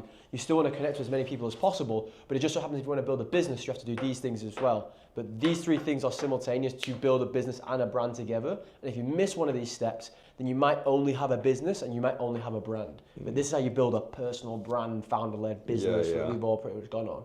Yeah, facts. This is addictive. I'm going to have to get this fucking... It's so fun, mate. Look how much roll we've got here. I just do this and I just keep drawing. No, let's do it. Let's think of concepts and like, because this is, I'm not going to lie, this could also be like little videos and shit. This is cool as fuck. I watch videos like that. So as I started, I was like, oh, I've got a video like that. Let me roll. But yeah, that's so good. I actually got one of my clients to do a video like this, but this is like, he had just an Osmo and like a notebook. Whereas I've got a studio and the fucking notepad. That's what I mean. It's so addictive to have something like this. I love it. But it's like, I think that's what we're trying to do is that everyone has, the whole online business space is so complicated that just simplifying things down into the most simple ideas possible, like just visualizing it like that, I think that makes so much sense to people. But before you do that, there's so much confusion and noise out there. It's like, nah, just think about how can you reach as many people at your top of funnel? How can you then take some of them and put them into middle, and some of them put them in the bottom and go from there? It's so much easier just to think about it that way. And I think one thing as well, that anyone watching this who has got their own online business or when they are speaking in content, they don't want to sound like they're just chatting shit, is, for example, to me and to Sol, I'm assuming when we say these things, it seems so straightforward, and they're like, oh, this has been regurgitated so many times. Everyone knows this, Alex. Why are you going on to this in so much detail? That's how I perceive it, and maybe that's how Sol perceives it because he knows it. But you've got to make content. You've got to speak to people like they literally know fuck all. You've got to speak to your content like literally nobody knows anything, because the people you want to attract are the people who have these problems, so they're going to naturally be drawn towards you because the problems you speak on that seem so obvious, you're now the person that solves them. You're not trying to attract the people who know that shit. You're trying to attract the people who need that problem solving, which is why the simple things you might skip over are the things you need to speak on the most. Because for other people, they're the biggest problems they have. And until they fix them, they're always going to be in a position, a shit situation as well, which is why they come to you. Absolutely. But the people who already understand it, like ourselves, Yeah. I'm not making content for you. You might like it, sort of thing, but you know what I mean? Absolutely. Yeah, so true. But let me think of a question for life, because actually I want to reflect the question back to you. You said what's the pros and cons of it. You've got to a position now where you've done this for a year. Like I'm only 5 months in, for example. But like, what would you say is like the pros and cons? Because you've built this from, like you say, from the 9 to 5, leaving it. You said you now want to create as much impact, but then outside of that, what is some of the cons? Let's say, because I mean the way we speak about it is all the fulfilling stuff. And don't get me wrong, I would choose this life a million times over, and so would you. But it's like, what are some of the things that you have to sacrifice in order on this? Because one of the things you mentioned in content is like you want to not just sell everything and show you the destination, but like show what actually takes to get there. What do you have to sacrifice? What are some of the cons you've gone to get to where you are? I appreciate that. It's interesting. I think there's a few. The first, I think, is just what no one really appreciates is how much work it takes to get there. Like the lifestyle that we both live is great on the camera, but in general, you spend a lot of time behind a laptop. I think that point has been overdone a lot, so I'm not going to just like dive into that point as much as I could do, but effectively you have to work very hard. The things that I think, there's one thing that no one talks about in like getting into the online space is that most people back home are going to think you're a scammer. And that is something that I didn't get my head round until I've like obviously built this business where we're doing well, and it's like, I expected to almost come home and for people to say to me, wow, we were so wrong. You absolutely smashed it. And actually most people went from being like, what you're doing is embarrassing, to now what you're doing is like not legitimate and it's not a real business. And that blew my mind, because I thought that everyone would go, like, I almost thought like I'd get off the plane in the UK having done my like Bali crusade, and everyone was like, you know what, we were wrong, you quit your job, it was stupid. And most people were just like, honestly, I just assume you're in a pyramid scheme. I was just like... The thing is, and I agree with you, but I do more or less feel just sorry for people who think that way. It's only because they don't see it as a... Without chatting shit on them, because I was the exact same way. Yeah, I mean, and it's like when you're in that realm, you can't see anything that's possible outside of what is in your realm. So like anyone who then goes on from making like no money to extreme money, oh, he's a scammer, or like it's a pyramid scheme, or like there's got to be a cheat code way to get to that point, because it's like people like me or people like Sol don't make money that quickly, so we had to have gotten something that's dodgy, and it's that belief that like to then have that success, something wrong or something ingenuine has to happen, but then that satisfies them. And that's the problem, is that then, and you're right, that's exactly what it is. The problem is you then have to take this poor you approach to their thought process. And I'm talking about friends, I'm talking about family, I'm talking about people that are like really close to me. I hate not feeling that someone close to me is like, I don't want to think it's so sad that you've got such a limiting belief. It's so sad that you've got such a mindset, because they're close friends that I'm talking about. Like I don't want to think that someone I respect and someone I've grown up with that I feel that a distance to. It's like, you and I can disagree on things, but I respect you. I don't respect people who are dismissive and that I have to then go, you know what, like, yeah, they do have such a limited mindset that they don't think. But the thing is one real change I've had is like, I've been in the shoes of someone who's very dismissive, not believing in something, always a scammer, and I've been in the shoes right now where I believe in fucking everything and everything's possible. So like, I always do have some level of empathy for these people, because I've thought that exact same way, and it's like, if you can't, like, if it doesn't make sense in your world, it's so hard to look past that. And like, because we've been in that situation, I do have that level of empathy, because like, I don't blame them. Like they are genuinely, they don't know any different, which is peak. Yeah. And It's almost like it sounds like I'm like parting off, but it's like I've been there myself. Yeah. And anything that seems out of your realm of possibility, it's like it's got to be a scammer. And they look down on you, they're like, what? So you're just cheating or whatever else. Yeah. But like you've been there, and because to you it doesn't even seem like it's real. It's just easier to dismiss it, be dismissive, and push you away as a scammer to make their life more comfortable because they know that you are a reflection of what could happen if they made the change. Facts. Which is peak. I don't want to come across like I'm a fucking, again, preachy. That's the last thing we want to do. But it's like, I find it very hard when I go home to speak to some of my friends because I don't want to, like, I can't speak on any of the things I want to speak about with them as I would with you. Because you understand the things I'm having, the issues I'm having. If I went home and spoke to any of my friends about the problems or the issues I had, they would have these sorts of dismissive things. And I don't ever want to have a relationship with these good childhood friends who I really fucking love, close family friends, who then get dismissive of what I do, who don't understand what I do, who just push it off. And it's a hard like barrier to break. Because I wish I could just be like, no, this can happen. Like you can be like this, you can think that way. But it's all at the same time as like they might buy into it, but as soon as you then leave, it kind of just everything is around you. You kind of come to what everyone else is around you. Because even when I do go home, the first week I go home, I love it. I enjoy it. It's so good. By week 3, I'm moany. I'm angry. Absolutely. I'm moody. I didn't see my parents for 11 months. I went home. I was like, oh my God, I need to go home way more. Yeah. I cannot get over how much I've missed my parents. They're the greatest thing on earth. They are a blessing. I'm so grateful to have them. By week 3, I'm like, fuck's sake, Mum, I will clean up in a second.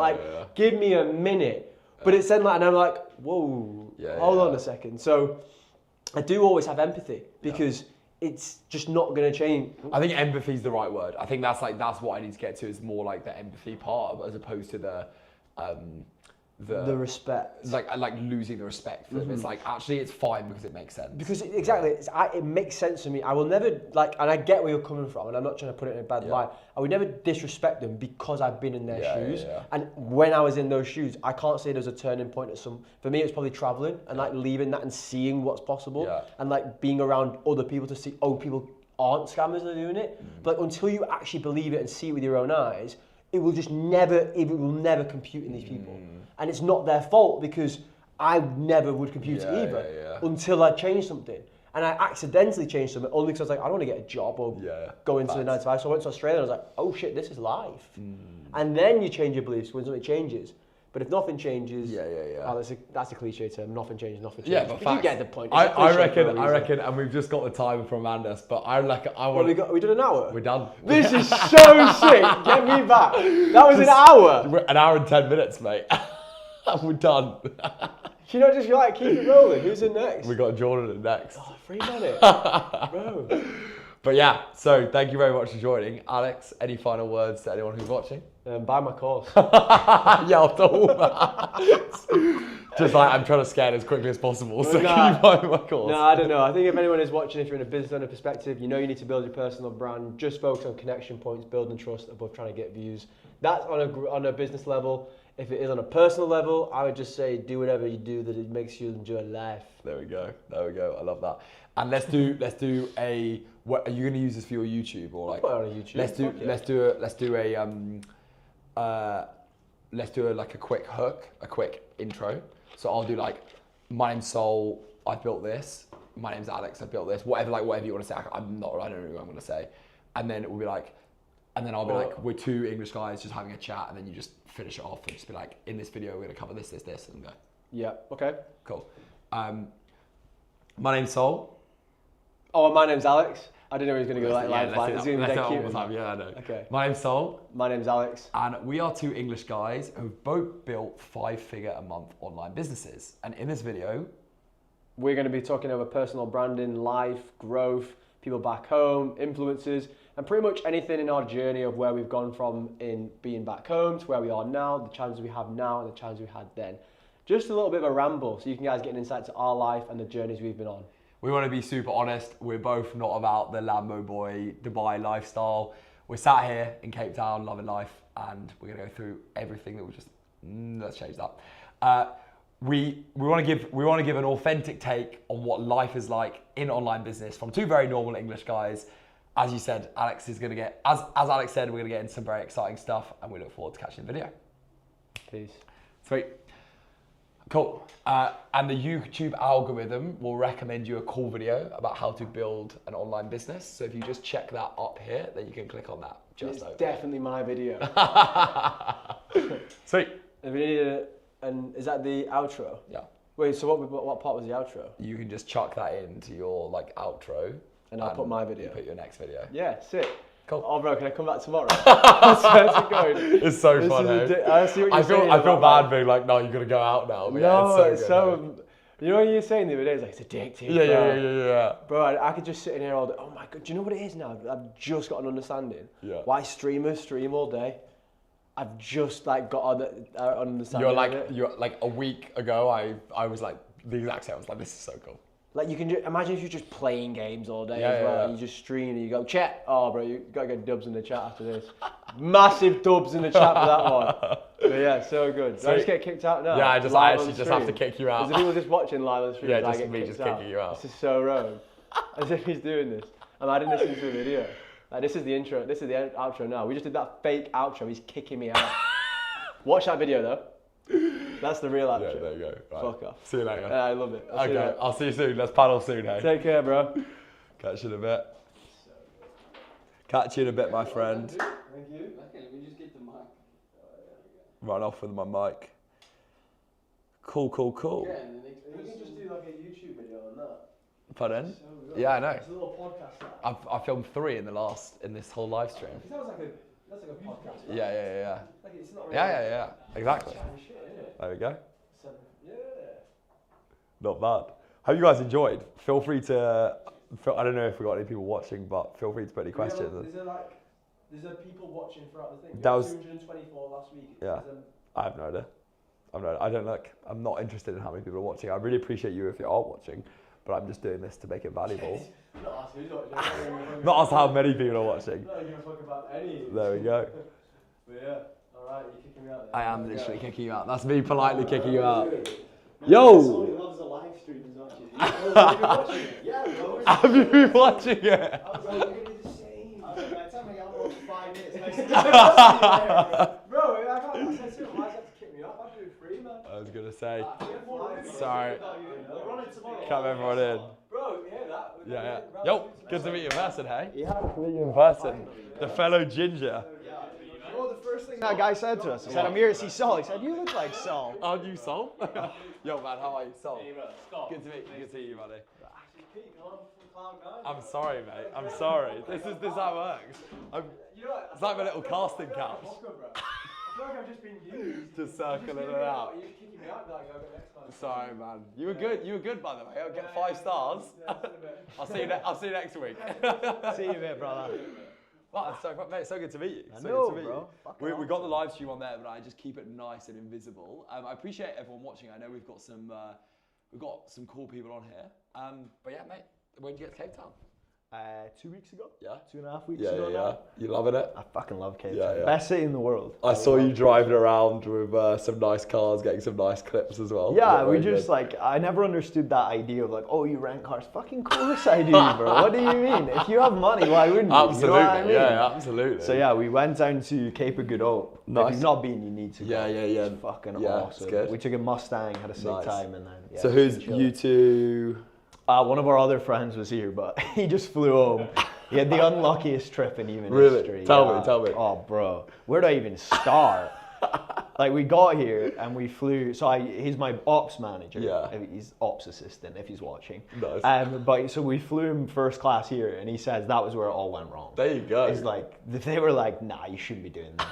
So we got to the airport and he goes to pick up his bag and he grabs what he thought was his bag, gets home, opens it, and there's just like stilettos, dresses. No He way. just took the wrong bag. And obviously, fucking nightmare. he goes back to the airport, gives them that bag, Yeah. and they go, well, your bag ain't funny. So now he just has no clothes, No way. nothing. Yeah, and then he got food poisoning like 3 days in, and yeah. Mate, It's a killer. And he's gone home and has he got positive things to say about here, or is he like... If you ask him a day, no. In a week, yeah, probably. At least you got the first class flight. That's always nice. Yeah, You treat your team. That's always good to see. Of course, Yeah, that's how you keep them around. That's great. Amanda, I'm not sure we're first class to Greece quite yet. You're Oh, putting, sorry, you're man. putting ideas into people's heads. No, that's cool, hey. And how long are you staying around for? We're just here till Monday. Okay, so nice. 5 more days? No, 4 more days, Cool. something like that. Well, we'll definitely catch up off camera as well. Yeah, but, of course, bro. but mate, it's funny because I've seen the other ginger guy in the online space all over my my Instagram, which is so cool. You were big when I was closing. Like when I first started posting content, you were even big then. Yeah. So it's crazy. Yeah, it's a funny world. It's crazy how the world works. Well, before we jump into like YouTube, this, all that sort of thing, like tell people who are watching, just give me a bit of the journey. I also am so interested in the journey because I just saw you like this guy in his room just like hard closing people on calls, and I was just like, these videos are sick, and they're so addictive to watch because it's like a. But anyway. it's because it's what you want to say to your prospects. Absolutely. And a lot of people are too scared to say it, where it's like, I just don't give a fuck. Yeah. I'll just tell it to I you. love it. But like the journey for me was obviously I came from car sales, came from commercial sales, got into this industry, bought a course, first thing I ever bought online, got into closing, did super well, crushed it, started coaching, and then I was like, well, when I first got into sales, I couldn't have afforded a program. I was like, I think that's bullshit. There's tons of guys out there who don't have a lot of money but would kill it because they need to. So I started a low ticket community, and now I'm pretty sure, don't quote me on this, I'm pretty sure we have the fastest growing sales training community in Europe. Congrats. So That's cool. yeah, and then we also run an agency alongside, which allows me to do low ticket because that brings me all the cash, and then the low ticket, I don't care about the money, just for the love of the game. Interesting. So did you have the high ticket and then transition? No, into low I had the ticket? agency. Like we started low ticket, we've always been low ticket. Okay, that's so cool. But I used to sell for companies that did high ticket. Yeah.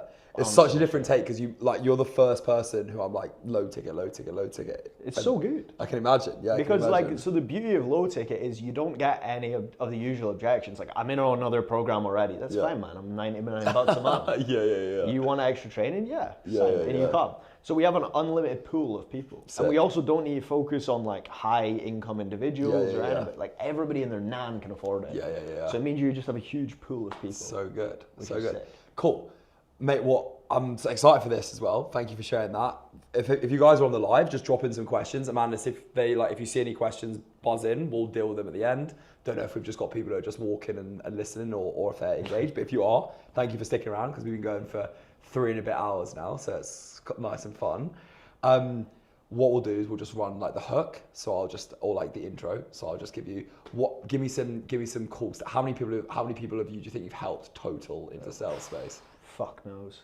Like, let's say 600. Cool. That's so cool. So Jordan 600, and then the aim is breaking down the agency or breaking down the business. Have we got like a goal that we're going for here? Yeah, we want to hit $250,000 a month Sick. this year. Epic. Okay. Cool. See. Okay. Are you happy to talk revenue currently, or do you not want to talk revenue? I'm super easy either way. Like I'm say no, and that's fine. I can. You ask the questions, I'll answer. Cool. Like so. Would I say you're currently at 5 figures a month? You want to hit 250? You're currently at 6 figures a month? 6. Cool. 6. Sweet. Okay. Cool. Cool.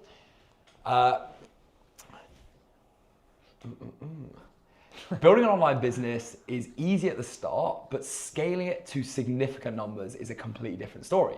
Today, I have Jordan with me here today, who's helped 600 people into sales space and has one of the leading agencies as well. Today, he's making 6 figures a month, but he wants to take it to 250K per month by the end of the year. Jordan, welcome. Thank you, brother. Great to have you on. Let's dive in. We're going to get into your whole business model, everything you need to do. And if you're watching right now, this is going to be actionable insights for someone starting a business or for someone who's looking to scale to those multi-6-figure months. We're going to break down everything that Jordan has in his business. We're the 2 best looking ginger guys in the space as well, so you get that as well. And I look forward to seeing you in it. Sweet. Okay, cool. Sick. Let's do it. And then we can run it. So, Do I get a pen too? I'd love you to have a pen. Oh, we lost the coffee. That was always going to happen. Yeah, I was mate. going to say a bit of a dodgy placement. Yeah. of That that. was always going to happen. You're good. So we got a black one.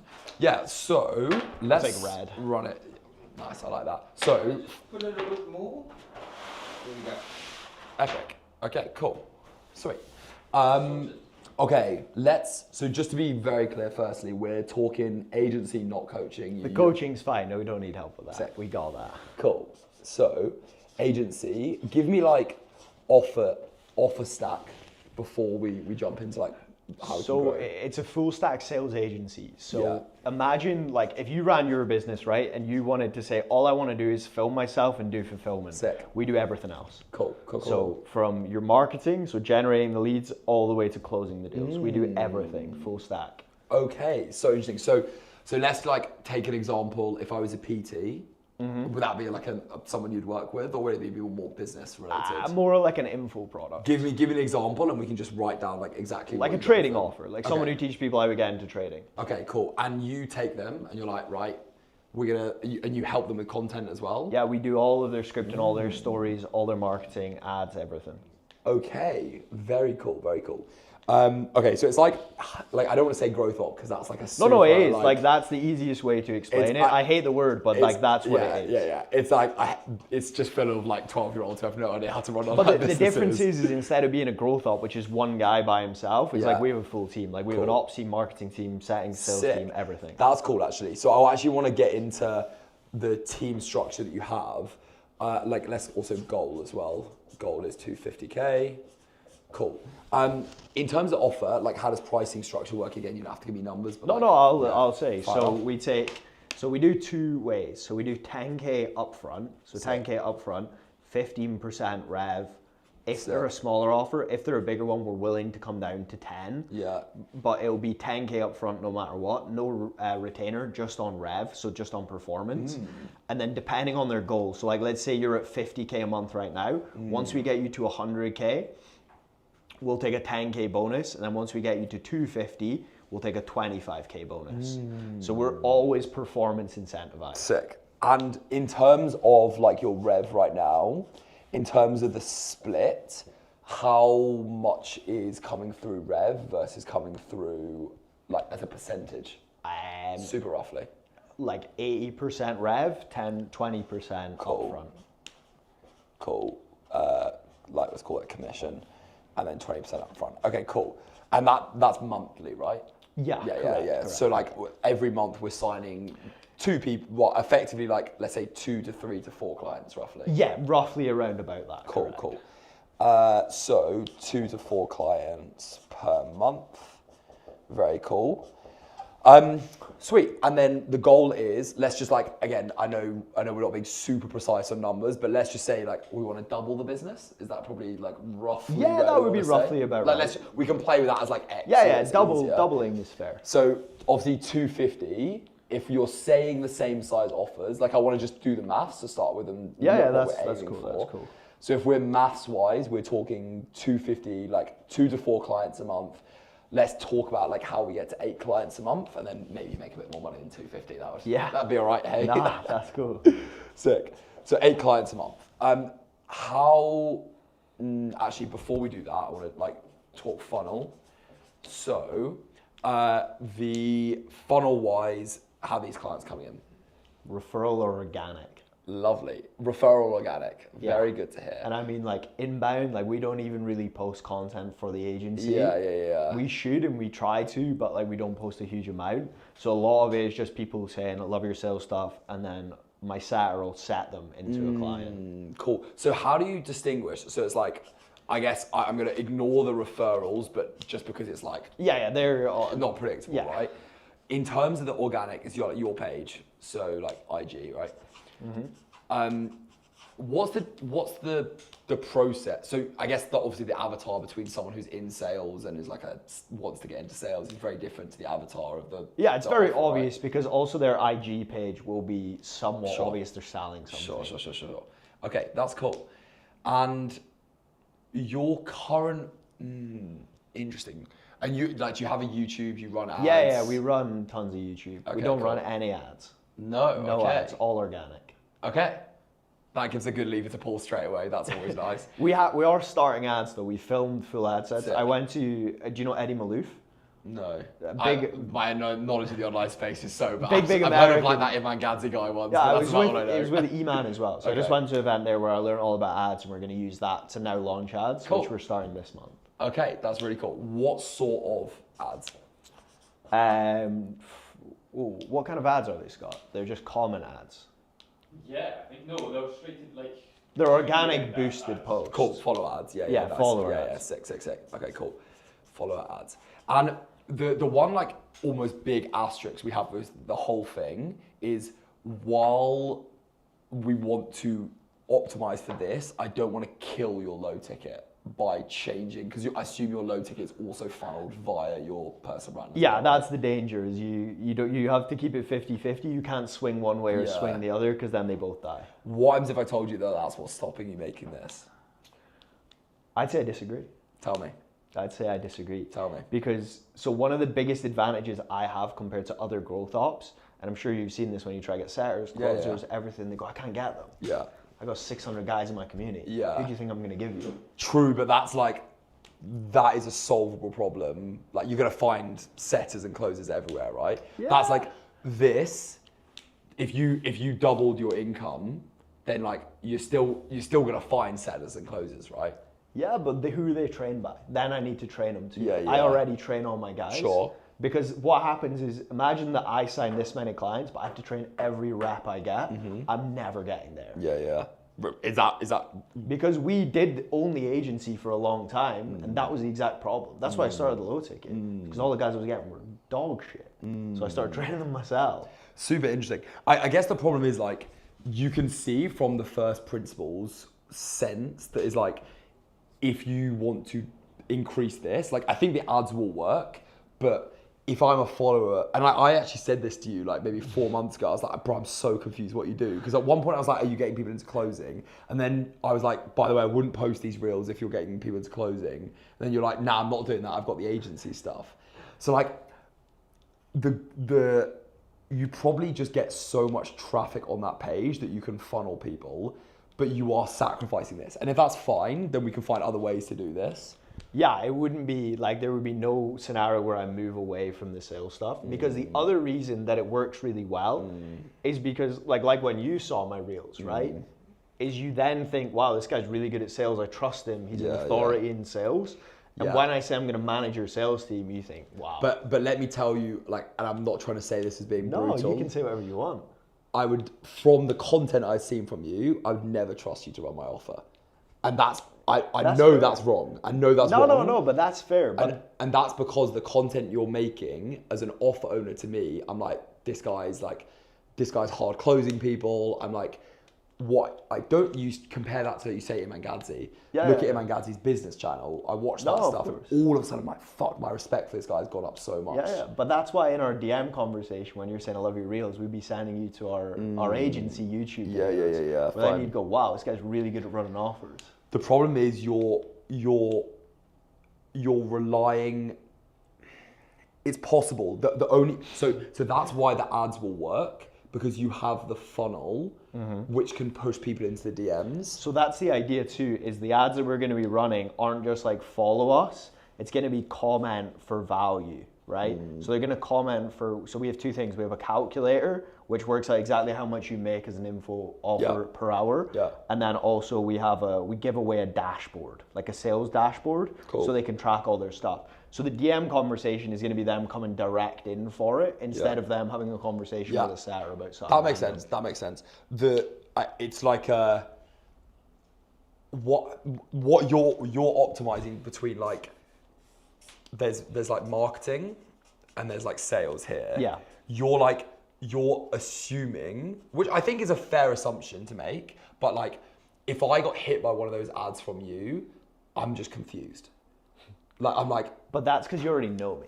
True, but I only know you from your personal. I only know you from the No, content of you put course. out But there. the idea is that we're going to people who don't see us, because the majority of people that do see us are salespeople. Yeah. So by pushing to those guys, like guys who are outside of our funnel who are just offer owners, because a lot of offer owners have no interest in sales. Like they don't care, they don't watch any sales reels. Yeah. So all they know me as is this. Like we have a lot of guys who didn't even know I ran a sales training, like our agency owners. Yeah.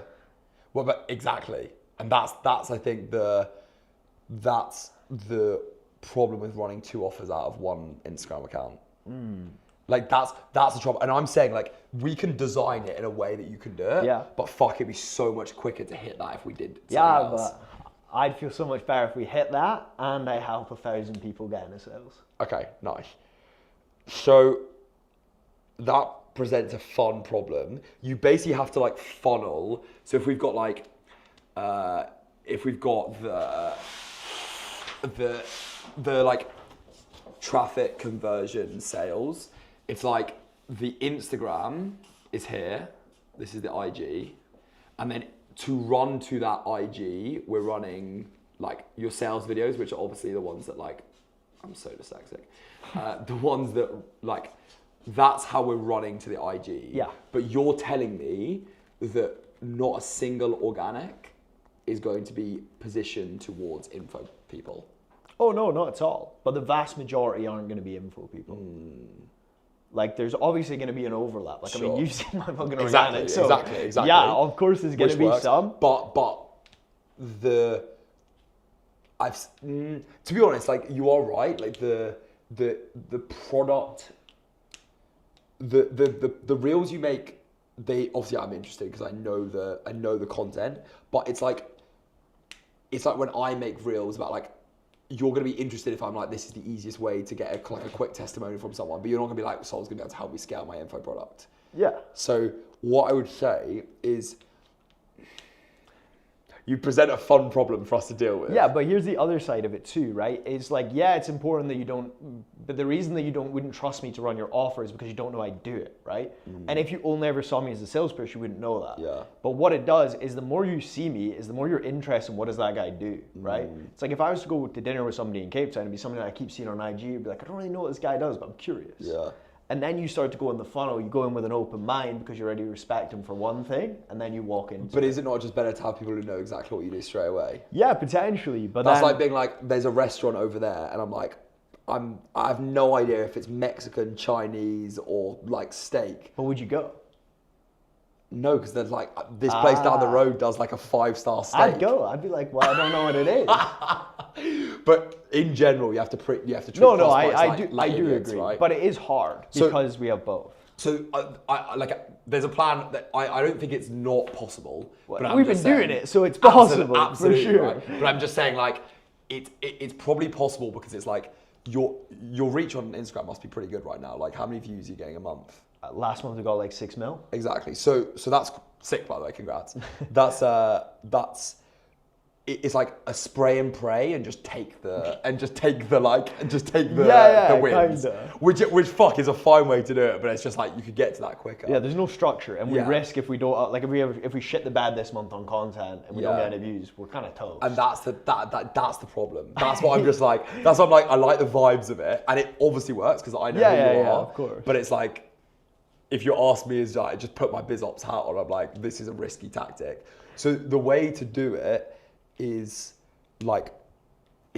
with the ads and with targeted ads, which I know you're gonna do. Yeah, of course. But what I wouldn't do. So like the conversion, right? So basically, we've got like a fuck ton of traffic here. Yeah.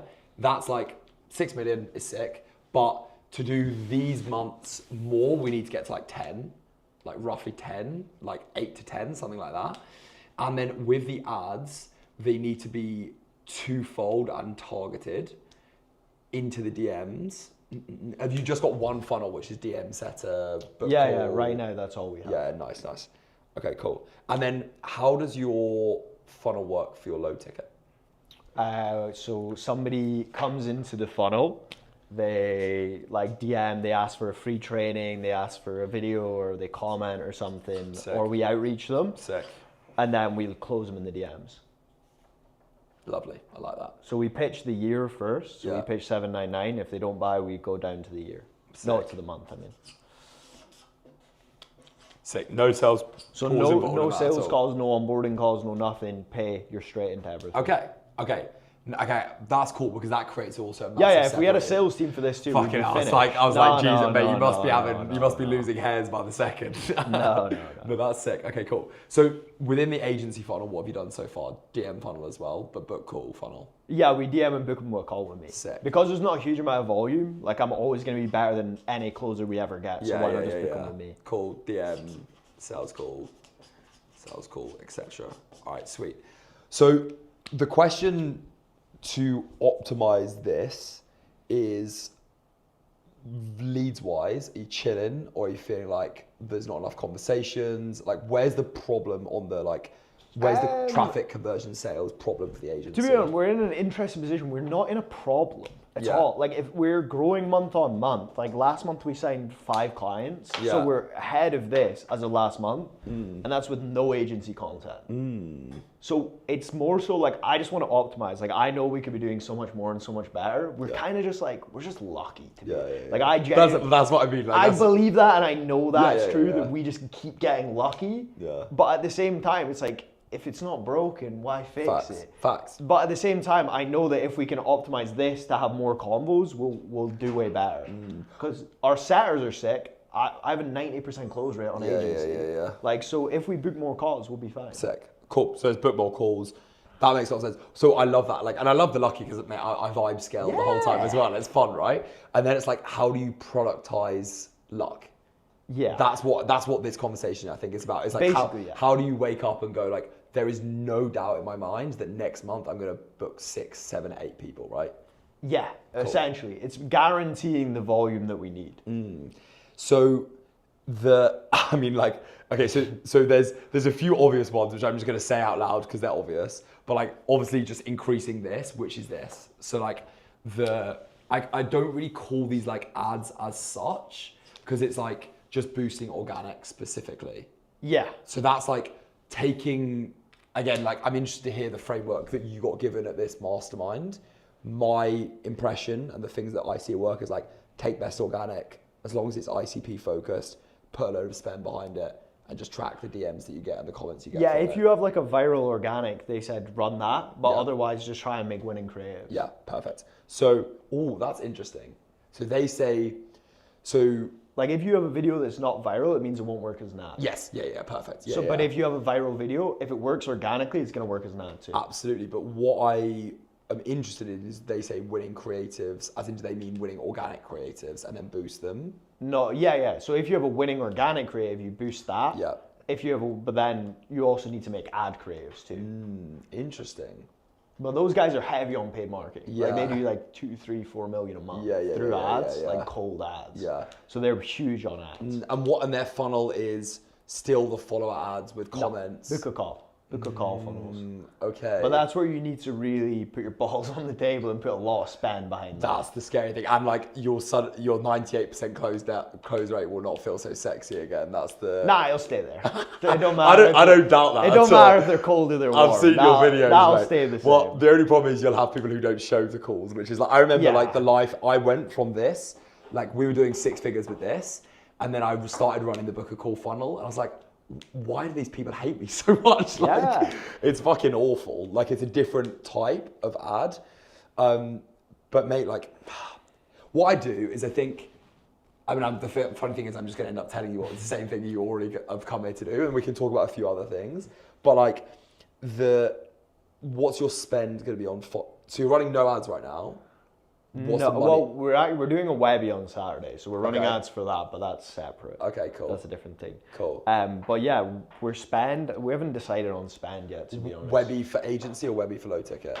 Okay, cool. That's fine. I'm trying to like just forget that in my mind. Yeah, okay, leave because that. like otherwise I'm like, okay, fine. We don't want to make sure it doesn't overlap. So the organic shit is good. Again, repeating what they're saying, boost is perfect.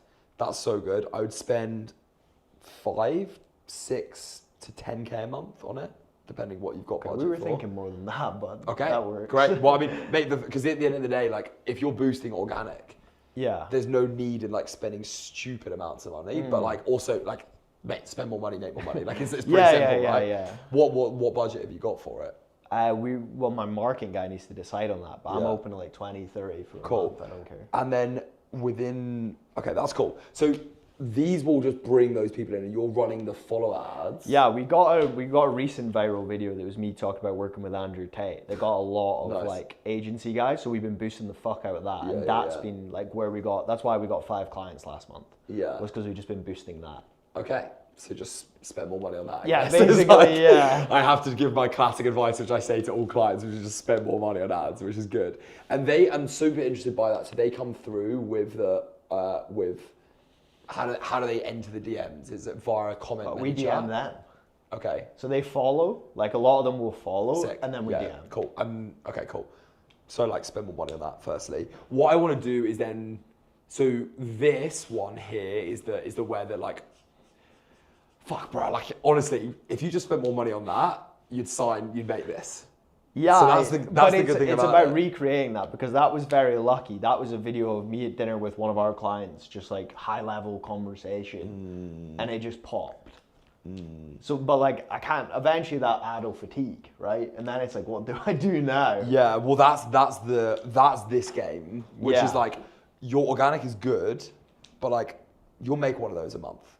Like you'll make one of them a month. Yeah, I hope so. That's I hope so. that, and then the thing is you're running 2 funnels here, which is like this is the follower funnel, profile funnel, DM funnel. Yeah. And then this is the funnel you want to optimize, which is I think the conversation we need to like talk about, which is what funnel are we going to run here, and that's like how we get predictable money.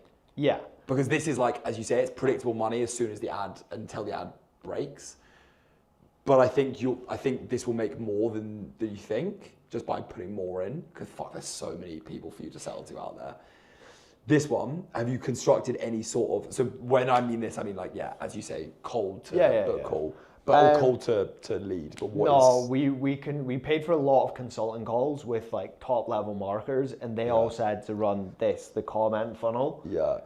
That's the only way, they said, with our Fascinating. ICP. They said if you do book a call, they're all just gonna swipe away. Yeah, well, I have no interest at all. They were like, you have to give away free value. It's your only hope. What do you need help with? I don't know. This is what I mean. Is like I think like No, to be in a fair, way like, I'm you're in a pretty fucking good prepared place. for everything. Yeah, Yeah, like you're in a like, good place. Hey, like I'm not gonna sit here and try and find problems in a funnel that isn't broken. No, there is for sure problems. It's just that, like, more so I don't know where they are, and the stuff that's obvious, like we've already solved. Like I always pay for help. I always pay for solutions. Sure. I guess the biggest thing is more just on the organic side of like, what would you say is, like, what style of content should I even be posting to attract that ICP? Because like you are that ICP, right? What? This is the funky part about it, which is like, as long as okay, I'm just gonna ignore this in my head because like that's like we're just gonna forget about that. So this part here for the organics, which is like the biggest change, is a repositioning of authority. So like knowing you from your brand and also knowing you from like what you've just asked there is like currently in my mind and from your content, you position yourself as a closing coach. Yeah. And I need to see you on fucking stages. I need to see you on podcasts. I need to see you breaking down owners' offers and that sort of thing, almost like swapping places with me. Yep. And sitting there and being like, okay, how do I reposition my authority? So that's what I'd say. So like the way that I think, like, I did this for a client the other day. I call this like authority maxing, which sounds like fucking looks maxing. But I don't want any of that shit near my page. So the authority, like super principle is like, okay, I'm here. Let's just use me as an example. You can pitch to me later. We will say like A is like where I am. Yeah. B is like future. It's like, okay, what positions you in a place where I'm like all of a sudden, fuck, like Jordan is the person I need to speak to. So like, here is like me. What would you say like the characteristics of the person you're like, all right, I'm like, this is the person that my agency can kill it for. Where are they? How much money are they making? Between 50 to 150K a month is like the sweet spot. Cool. Why? Because at that stage, chances are you're doing most of the work yourself. And you're also probably stuck there. Cool. It's very rare that we'll pick up someone, I mean, and this has happened, where you pick someone up who's like just on a meteoric rise. Yeah. If you're there, you've been there a while. Yeah. So it's getting them through that plateau, and it's finding someone who it's just someone who's doing the majority of their work at this stage. Okay, so like they're grinding. I'll just put like grinding. Yeah, they're grinding. Would be a Grinding. great way to put it. Cool. So they're like, they've not got a team. They're doing marketing. They probably have a team. They probably have a closer, a setter, yeah. but they're doing everything else. Crazy. Okay, cool. And then this point, like your most successful testimonials, people who are like, Jordan's a killer. What do they get to? What's nirvana for them? Like 300, 400, 500K a month. Cool. And then like that's cool. But what I'm interested in is like, how does this change? Grinding to what? What is the levers that you've pulled to get them to this? Delegation. Having Yeah. people who are better than them at something do it for them. Cool. Fuck, I'm having some good ideas here. Because that's the big thing with, and this is something that I think is going to be huge for us, is I think all info products are going to move to done for you. I don't think like video modules, because information's free, and as Yeah, AI facts. gets better, you can be able to get it way easier. Facts. So I think everything's going to move to done for you. Yeah. And especially for info owners or Yeah. people doing services, when you're doing a done for you service, that's even more time. Absolutely. So you need yeah. to give away all this shit Cool. to someone, and that's Cool. where we come in, and then we get you there. Cool. Okay, so delegation. I like that. So what? So when you're saying info owners, you transitioning them into that model, or are you're keeping them in the info No, model? they can keep their product right now. Yeah. If there's something they're really missing, like Yeah, it's yeah, like yeah. you should be doing this done for you service, we'll make them do it because Yeah. we'll charge high ticket, make Yeah. them way more money. Yeah. Their info stays the same, Yeah. but I think in the future, everybody's going done for you. Okay, cool. So delegation wise, they're now chilling, and that is because. And is there any other levers you've pulled? So they're grinding, they're working hard. What other levers, like you were talking, obviously sales, marketing. Well, it's a better team. It's a better team already. Cool. Like closer setters get better, everybody gets better, your marketing gets better, your ops get better, systems get better, everything just gets better. It's just a level up. Cool. This is awesome. Okay, now, so when I'm thinking about authority, the reason I ask this is because we need to reverse engineer this into showing that you understand and have this to make people here jealous. Okay. So like, for example, if I see, let me use a good example today. You're like, your ops manager. And I'm just like, that sounds cool. You got an ops manager. Immediately, I'm like, I want a fucking ops manager. Like, and I've actually just hired one, but I'm like, I want an A-player ops manager. Like, that's fucking awesome. But like, do you see how you've derived some pain in me straight away? And immediately, that's where I'm interested. So now the thing we've got to do is to make 50 to 100K, and I apologize to people on the live, because this is like, it's the ugly side of online business, but like, you've got to make these people feel a deficit.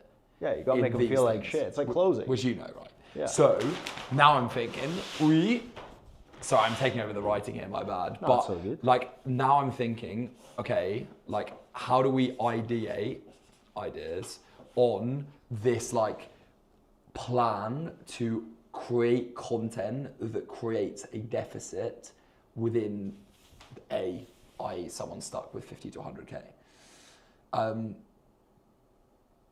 We can kind of have some fun on this. I'm thinking about a few things. The first thing is like, before we even do this, it's like, you've got to just show you're different. So I would say the first thing is like, how can we get you at events, doing masterminds? Well, we're gonna do some already. Sick. That's already part of the game plan. Cool, good. Mate, you got everything sorted out. You don't even need masterminds events. But like, and I say this personally, is that your content's great, but you don't position yourself as like an authority. Whereas like I hosted like a mastermind like 2 months into my offer, and immediately people are like, Yeah, it's weird because like in sales, I'm such a huge authority. Of course. But then like to offer owners, you kind of be like, guys, I'm a Yeah, salesperson." yeah. So yeah, I get that. No, it is like we did one in London, which helped a lot, but we need to just do more. but that was, I'm right in saying that was your, Yeah, that was salespeople. exactly. And what you need, I'll never forget when I saw like, I don't know if I can start naming them. Let's say I saw a big person in the space host a mastermind in Dubai, and he literally just angled the camera to position another big person in the space that he was lecturing to in order to position himself as like an authority. Yeah. It was like, I hate the game a little bit, but like I saw that as like, even I am respecting the fact that like that person's in the room. So what I would do is I would try and get some big guys together and give them some help. Okay. I think that would kill it. Like these things for me are obviously like a good example Yeah, of doing that. So I would say like the thing that you're missing in your brand is knowledge. Okay. I actually get some status from your closing calls, but what I think until I've met you today, I'm like, fuck, this guy's actually like a weapon. But before, I know this is gonna sound dodgy on a live stream with a load of cameras at us. But like, I thought you were just some guy who's fucking great at closing. And I'm like, no. Like, but like, that's an honest. Of course, and it makes sense, and I appreciate it. So it's like these are like knowledge based. Well, so I'd say it's two things, right? I'd agree that it's knowledge, but I'd also agree it'd be awareness for offer owners, because it's like a lack of awareness of what I actually do. Because like the sales stuff is just fun. Like that's not my fucking business. Which is so funny. Yeah, it's just awareness, I'd say. Like the knowledge is definitely a big thing. Yeah, that is just comes from this plus the ads part. So that's just like the Andrew Tate one worked because fuck, that's authority. Yeah. Like I'm listening to that and I'm like, this guy's rubbing shoulders with like one of the biggest guys in the space. Instantly, that's why you get offer owners. Whereas when you get closing some random fucking person in America, like I look at that and I'm like, whatever. Like we've all been, the videos are fucking great. It's not going to change your But business. it's not going to change. It's not going to change my business. I get it. So the awareness comes from the type of content that then gets the reach, that then gets people like the right people's eyeballs. So I'm trying to think of other ideas, like the presentation of like, so we've got A players ops delegation. What, like, let's put our head together here. What can we think of that are things that show that you are fucking good at hiring people? And I'm talking, I was at a mastermind the other day, so I'll go on a little tangent, but I was at a mastermind the other day by a guy called Dan Martell. It made me think so much bigger about the way that your content can go. Like, if we're thinking about ways to go big, like how can we show how good you are at finding A players on a like niche viral level? Fuck, that is hard. So I've got a few ideas. So firstly, it'd be so good for you to like do the same thing you do for sales, but for interviews. Oof, that's a good idea, actually. Yeah. So like just hiring for a role and just filming your interview stuff. Because our interviews are crazy. Like he does all our SAG interviews. Like we have, you know what an interview's like, where they're like, I'm the hardest worker. I go, don't fucking bullshit me. Yes. I said the last 40 guys have said that to me. What makes you the hardest worker? There you go. So yeah, it's actually a banging idea. Yeah. So that one is immediately, because I look at that and I'm like, well, that guy holds an interview like a fucking, like a weapon. Immediately changes that. The second, so yeah, I mean, I think that's another thing that does super well for us that we used to post, which we actually should get back to posting, is I post my internal trainings for offers. Sick. So instead of having like, live sales call, it has how I train a 500K a month sales team. Sick. And it's just me smoking some of the guys and holding them to like a real high standard. Awesome. That's a big one that used to work that we stopped doing for some reason. That'd be so cool. So like trainings, that's a really good idea. And then the other thing I was thinking is like group calls. Do you see that? There's a guy called James who runs A Players, and he had a viral reel recently that went like, he was like, we're all gay if we don't hit 100K. Yeah, like, did you see that one? That, yeah. But like immediately, if I see you, like immediately in my head, I put him as an authority because I was like, he's running a group call of 10 people. Like, and that's stuff I wouldn't see. Yeah, because we could do like all like huge calls of like 50, 60 people with everybody. And that's your format. Like that's the format I recognize of you, is like you just either on a Loom or you speaking on a video like that. Yeah. So this is going to position yourself as like person runs a big business, person knows how to hire A players, person knows about info offers. That's like that one there. But yeah. Yeah. Cool. So I think they're enough to run with in terms of ideas. Yeah, I could bang out a ton of videos like that. And then, so what we're probably struggling with is what you don't feel confident is that you're gonna have enough of these, by the way, for the camera, we're pointing at the organics. We don't have enough of the organic reels to know that we can run ads that are going to bring in these people. We know this is going to work, but we don't know this part. So we just need more creatives under this that give us more shots at goal at getting these guys in. That's the fix. Yeah. And then this stuff is just running this. Like, I mean, I also hate the VSL funnel. The only... I'd be open. The reason that I even consider the VSL funnel is because like our model is based on Cole Gordon. Yeah. Everybody knows that. Yeah. It's not a secret. Yeah. And he runs VSL funnel. But I also know that he loses money every month on acquisition, and he makes up for it. So it's a question of, am I willing to do that? Potentially. Because it's interesting, because I've only experienced people in the BizOps space having awful times with the VSL funnel. And like, there's a big Bali info guy who was talking to me about his VSL funnel, and he was telling me that he runs a 9% close rate on that VSL funnel. And it's a big ticket, but it's just like, it's hell on earth to be part of that like process. Yeah, that's crazy. Fuck Big that. no-show rate, like all of that sort of thing. Like it just sounds like a nightmare. What I would do is I would use. So the question is why we think about another funnel. Like, do we actually need to think about another funnel? We don't really. And it's like, maybe we're just like tickling our balls for the sake of tickling our balls, you know? It's like, we could think of 5 other funnels. We'll do it off camera. But we're thinking about a funnel for like, an extra funnel for like no reason. So I think... Yeah, no. I think the value stuff, what would be super interesting, and I actually don't know about this to answer this, is how much the info offers, for example, me scrolling on my timeline, how much are we interested in free stuff? Because my honest take, which again, I know you've had advice from these big guys, if I see you giving away a sales dashboard, I just can't be bothered. But do you have a sales dashboard? Could be better. But do you have one? Yes. I've gone into businesses doing 80, 90k a month, they don't even have Slack. Fascinating. They don't have dashboards, they don't have anything. Cool. Okay, well, I mean... So you probably wouldn't be our ICP for the reason of you're organized enough and to the point where you are fascinating. actually able to scale. Yeah, fascinating. Like a lot of these info guys we work with, they're very good at what they do in terms of teaching, but the actual running a business is a very different experience. Blows my mind. Yeah, it's like, especially the BizOps guys. It's like, you're a BizOps guy and you don't have a dashboard. Blows my mind. But that's cool. So what... Let's see.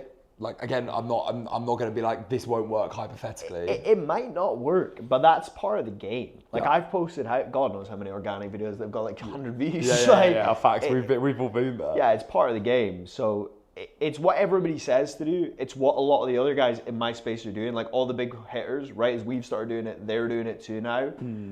So somebody thinks it'll work somewhere. Cool. So we'll see what happens. So I think that's the play. I think like with this like, so DM follows, DM follow ads. Again, like everyone I know is running these ones, apart from the odd VSL guys, and all they just tell me is like, I fucking hate my life. So like, I think it's a fair play. I think it's just a case of you just tracking, testing, and seeing what works, which is your bread and butter, which is not a thing. Honestly, mate, I think this is the lever pull. I think this is like the thing you're missing, which I'm sure you've created in your DM and follow ads, is the authority piece. Yeah. What you're missing in the like brand is the thing that will take you to the 250. Yeah, because I think once we have more knowledge and once people understand how much knowledge I have and my team has around actually running an info business, like as a business owner, it's a no-brainer to give us 10-15%, because we'll double, triple your income, no problem. Yeah. So it is just getting across that knowledge and then, just establishing myself more for what I actually do instead of the sales stuff. Assume you've either got YouTubes or planning to get YouTubes out on there about the... Yeah, we post like tons of testimonials, tons of videos on how to scale, bottlenecks, how to build dashboards, like everything. Cool. We use YouTube to the max. Sick. Okay, cool. So yeah, I think it's that, like, hopefully there's a few ideas in there, but, and I, like, it's almost like I hate to conclude being like, mate, just make a better brand. It's like the most BizOps info offer, advice but it's ever. Like, I have a super simple problem. It is just make better content tailored to your ICP, and that's it. Yeah, but I think the more you can think about, like, probably the easiest understanding is the more you can think about what would the grinder be like hating in his life, and showing how you can position yourself as like, I've completed it, mate. Because the biggest thing is like when you get into business, I'm sure the reason you started an online business was time, right? Sure. At this stage, if you have no team, you have no time. You It's worse than the 9 to 5. Yeah, mate, I'll take a corporate job every day. Yeah, you over can't that even go for stuff. beers or anything. Like you're yeah. just working all day. Facts. So it's finding a way to show that I know what I'm talking about, and then getting them into the funnel, talking about how to get their time back. Yeah. I think that's it. Positioning yourself for that, and then like, what is the time back is so good, and then it's the parts that you can't replicate that give you the authority, which is you hosting a group call of 50 people, you training, and then this I think is our winner for the go Yeah, that's a big great idea. and put some money behind it. Start making some cool stuff on that, put some paid spend behind it, and then you're laughing. And then just get an event going. Yeah, we're gonna do. Actually, I can't talk about it. I take that back. So you could use it as a funnel. Don't No, waste your chance to funnel all these people. We're not gonna announce that yet. That's later. Cool. Well, it is that. It's that ICP, and then naturally, you're just going to generate so much interest in the sales world that your low ticket will keep pumping. Yeah, the low ticket I don't think will ever be a problem. Yeah. Like I think that's fine, but this is the big focus is on the agency stuff. But yeah, it's just posting more tailored content is going to be the biggest thing for sure. Cool. All right. Hopefully that was useful. Very useful, yeah. Good stuff. I'm happy we got to that, because at the start I was like, bro, I don't know if I can help you at this point. I'm like, it seems like you're crushing it. So. Yeah, no, that's super helpful. No, that's that's given, because we've been struggling with video ideas for the agency stuff for ages. Yeah. So like that's huge to have those ideas. Cool. Awesome. Well, guys, I appreciate you joining us on the live. Actually, I'll finish the YouTube video, guys. Well, guys, if you need any more information on building and scaling your offer, then the YouTube algorithm will be very kind and put a video just above our lovely ginger heads. So if you just click on that video and watch a bit more about how to build and scale your offer. Jordan, appreciate your time, Thank my you. friend. And Amanda, let's cut that stream and let's go and enjoy some sun.